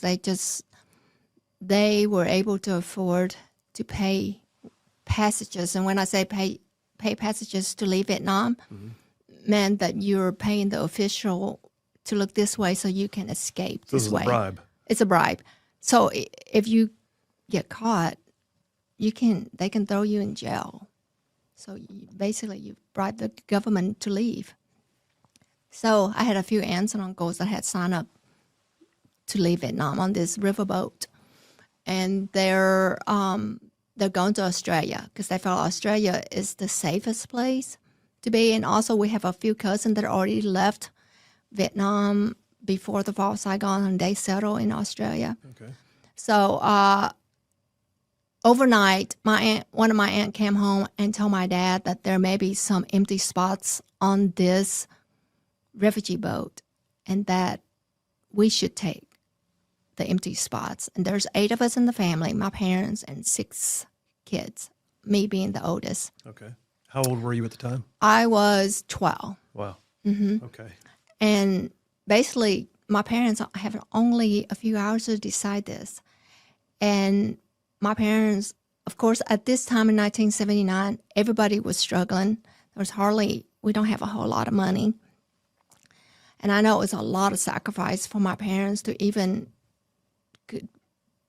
bribe someone to the official for me and my sister to leave. And so, yeah, there were only enough money for just 2 passages. And so they picked me, being the oldest. I was 12. And my next sister, she was she's a little bit over 10 years old, to leave with my aunt and uncle. And my parent has to make the decision overnight. I mean, I just can't imagine. No. The pain and the... Do you remember them telling you? I remember, yeah. And I remember my parents said to trust them, and I think, being the oldest of 6, I'm pretty bratty. It's kind of like bratty, and also kind of... Were you headstrong? Yeah. I mean, I can fight any boys in my neighborhood growing up. I mean, I would have like a spitting contest with the boys. And anyway, so I just felt like at that time, I felt like I'm trusting my parents. And even though now looking back, I can't even imagine them having to make this decision. No. Because, honestly, they don't know if they will ever see me and my sister again. They don't know that, right? But they have to make this hard decision because they knew that at least 2 of their kids may have a better life elsewhere than Vietnam. Well, I mean, that's huge. And I've raised kids, and I understand you've raised your kids. And I cannot imagine at 10 and 12 years old sending them away and knowing never see them again. I remember saying... What an amazing thing. Saying goodbye to my little brother. He was 2 years old. And that night, we slept in a mosquito enclosement. That's how we sleep in Vietnam. Under I remember a net? Yeah, mosquito net. I remember hugging my brother and one of my sister, 2 of the other sister. It was summer, so there was no school. So 2 of the sisters did visit some of our relatives elsewhere. I remember thinking, this is maybe the last time I get to see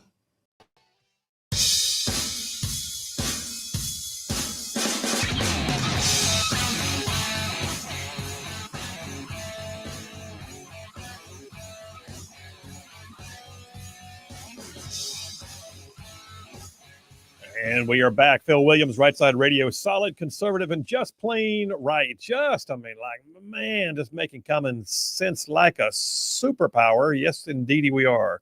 I got several text messages. Let me get a few of those. I'm sure John's going to have the grades in momentarily. Have we seen John today? Has John been on? Okay, good. Jeremy from Madison says, Shag Nasty said, God help the rest of the world. Thought he was an atheist. That's a point. That's a point. Lewis from Trinity says, note about the Boston Tea Party. After they threw all that tea into the Boston Harbor, they walked away, making crude remarks to King George, but they paid for the tea they threw in the Boston Harbor. Interesting. John from Lexington, South Carolina says, Mr. Shag Nasty, sir, the first black U.S. senator was a Republican in 1870. The first black Democrat senator was in 1993. The party that promoted the 1619 Project did so to foist their sins upon others. Well played, sir. John from Lexington, South Carolina.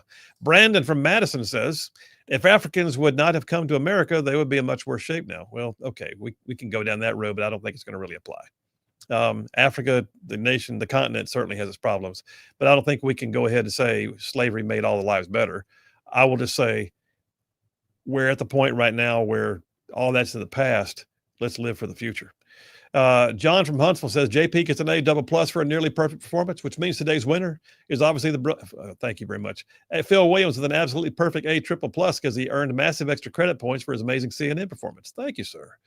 Congratulations, by the way. Shag Nasty gets an F double minus for failing to make any sense and for failing to be funny. But he can still join my Yahoo Rightside Ruffians College Pick'em, which I've already reactivated, and me and Athens Dave are currently the only two, and we're ready to go. That's right. Shag Nasty, you know what? You're still allowed to play the reindeer games with all of us. So jump on in where you can and hang on. Let me go to the phones right now. Jeff Rowe from Indiana calling us from vacation. How are you, buddy? I'm calling you from Alligator Alley, Alabama. I know. You sent us a picture earlier of you kissing an alligator. That's crazy. Yeah, and you know, I started laughing a while ago. Though they was out there feeding the gators and stuff, and there's all big bunch of them laid out there on the ground, you know, eating the little pigs and everything. And I kept thinking, this is what's going to look like when Phil goes into the studio Wednesday. You got a bunch of big mouth hissing, cold-blooded hissing gators waiting to chew you up like a little pig. just so long as I'm what was the Australian guy's name? Steve Irwin, the crocodile hunter. Just so long as I can hold my own, that's where I want to be. Just, you know, but maybe you need to put an Aussie hat on when you go in there, then you can say you're the crocodile hunter. Exactly. Wow. Yeah. Hey, so how's vacation going for you, buddy? Doing good, except for it's as hot down here as it is in Indiana today. For some reason, I thought it was supposed to be cool and nice breeze down here on the Gulf of America. I thought I saw too that there's going to be a cold front coming through and it is going to cool off some. But yeah, I mean, you're down in the sunny white sandy beaches of Gulf Shores, Alabama, but it is known for being humid. And you did choose August, so there's that. Well, yeah, kids are going back to school, so yeah. We were going to do it in September, but then things changed. Well, good enough. Well, hey, what do you think about all the gathering of world leadership in the Oval Office today? I think that kind of says it all, doesn't it? You know, everybody wants to, say, oh, Trump this, and Putin's got him in his pocket and everything. Then when you got all these leaders show up and come to you, they're not going. He's not going overseas. They're coming here. Yeah, and that's exactly right. And by the way, Putin came by himself. The other side came with a whole posse. Yeah, they know where their bread's buttered from. So yeah, I mean, and Trump right now is the head butterer, I think. So they know. Man's got some butter. They know. Yeah, he's. I mean, I hope all this can come to an end, like it says, and it's going to be some give and take. And it's not going to please everybody, but dead people, we can't resurrect dead people, and there's going to be a lot more dying because of what's going on, and it doesn't need to happen. Well, I agree, and I think we got to bring it to an end. We've got to also make sure that we're not underwriting everything. So I'm glad to see that's changing. But the other part of this is, Putin gets a say, and so we can say all we want to on this side. But in every war, the bad guy gets a say. The bad guy gets a vote, whether we like it or not. And so it's going to be interesting to see. Trump's apparently already calling Putin to talk about how today's meeting went, and so I'm curious to see how this comes out. It's all according on how much we hammer the rest of the world to boycott. Yeah. If everybody boycotts Russia and everything, their economy is, it's got to be strained from all this wartime anyway and everything. It's not that great of an economy to start with. And so if they cut off the oil, taking the oil from Russia and everything, plus all the trade and stuff, China is going to be, they can't support them all on their own either, because they're not in the best of shape either. So yeah, I think that war would come to an end if we can just do a little boycott and everything without firing a shot. Well, that would be ideal. Tariffs, boycotts, and just remaining resolved together, I think, is what's going to drive Putin. At some point, Putin's got to recognize the odds are not on his side, and yet he's also a man of incredible pride, and he's a conniver, and he wants to win because right now his economy is precarious, and he knows he can't sustain. At the same time, there's got to be something in there that he comes back and says, see, I got you this thing that we would not have had I not sacrificed 1 million of our people. But yeah. It's the Soviet Union collapsed once, and then they were hurting from that, and Russia has just basically rebuilt itself and everything. Hey, what's going to happen when Russia collapses? What kind of leadership would we have then? Absolutely. Listen, my brother, you go out there and have a good time. Enjoy the white sandy beaches of Gulf Shores, and check in with us more throughout the week. All right. All right. I'm looking for Jeff Ford down there somewhere. He usually is the beachcomber, but I ain't found him yet. He's down there around there somewhere. All right, man. Take care. Hey, bud. Joe from Tennessee checked in. He says, to quote Louis Grizzard, if you don't like it here, Delta is ready when you are. Yeah. Yeah, it's mighty comfortable to sit over here and complain, and that's it. But not obviously, if there was a better alternative, he would go. But that's just me. Just saying. Dave from Capshaw, Alabama says the problem with you going on CNN so much is you're propping up CNN's ratings. No, it's not. Oh my gosh. Anyway, I love this audience. You guys are amazing. All right, listen. There's a whole lot of things happening and developing. This whole thing with the Ukraine, Russia war, the summit it's unfolding by the minute. We're going to probably be unpacking this more throughout the week, I suspect. Stay tuned and listen. If you have questions, text them in, and we'll get to them. We're gonna make sure that we work this issue together as much as we can. This is absolutely, and the lesson here is that this is absolutely what happens when the United States delves into peace with strength. And, oh, by the way, becomes a leader on the world stage again. That's what happens. Because if you notice, the last 4 years is when the war kicked off, and the war maintained, and the war would not end. And all we did was write blank checks. So what I'm saying to you right now is we are watching what happens when, once again, the United States is a player on the world stage, and people respect us, and people want to know what our opinions are, and people know that if we say we're going to do something, we'll do it. It's a whole new day.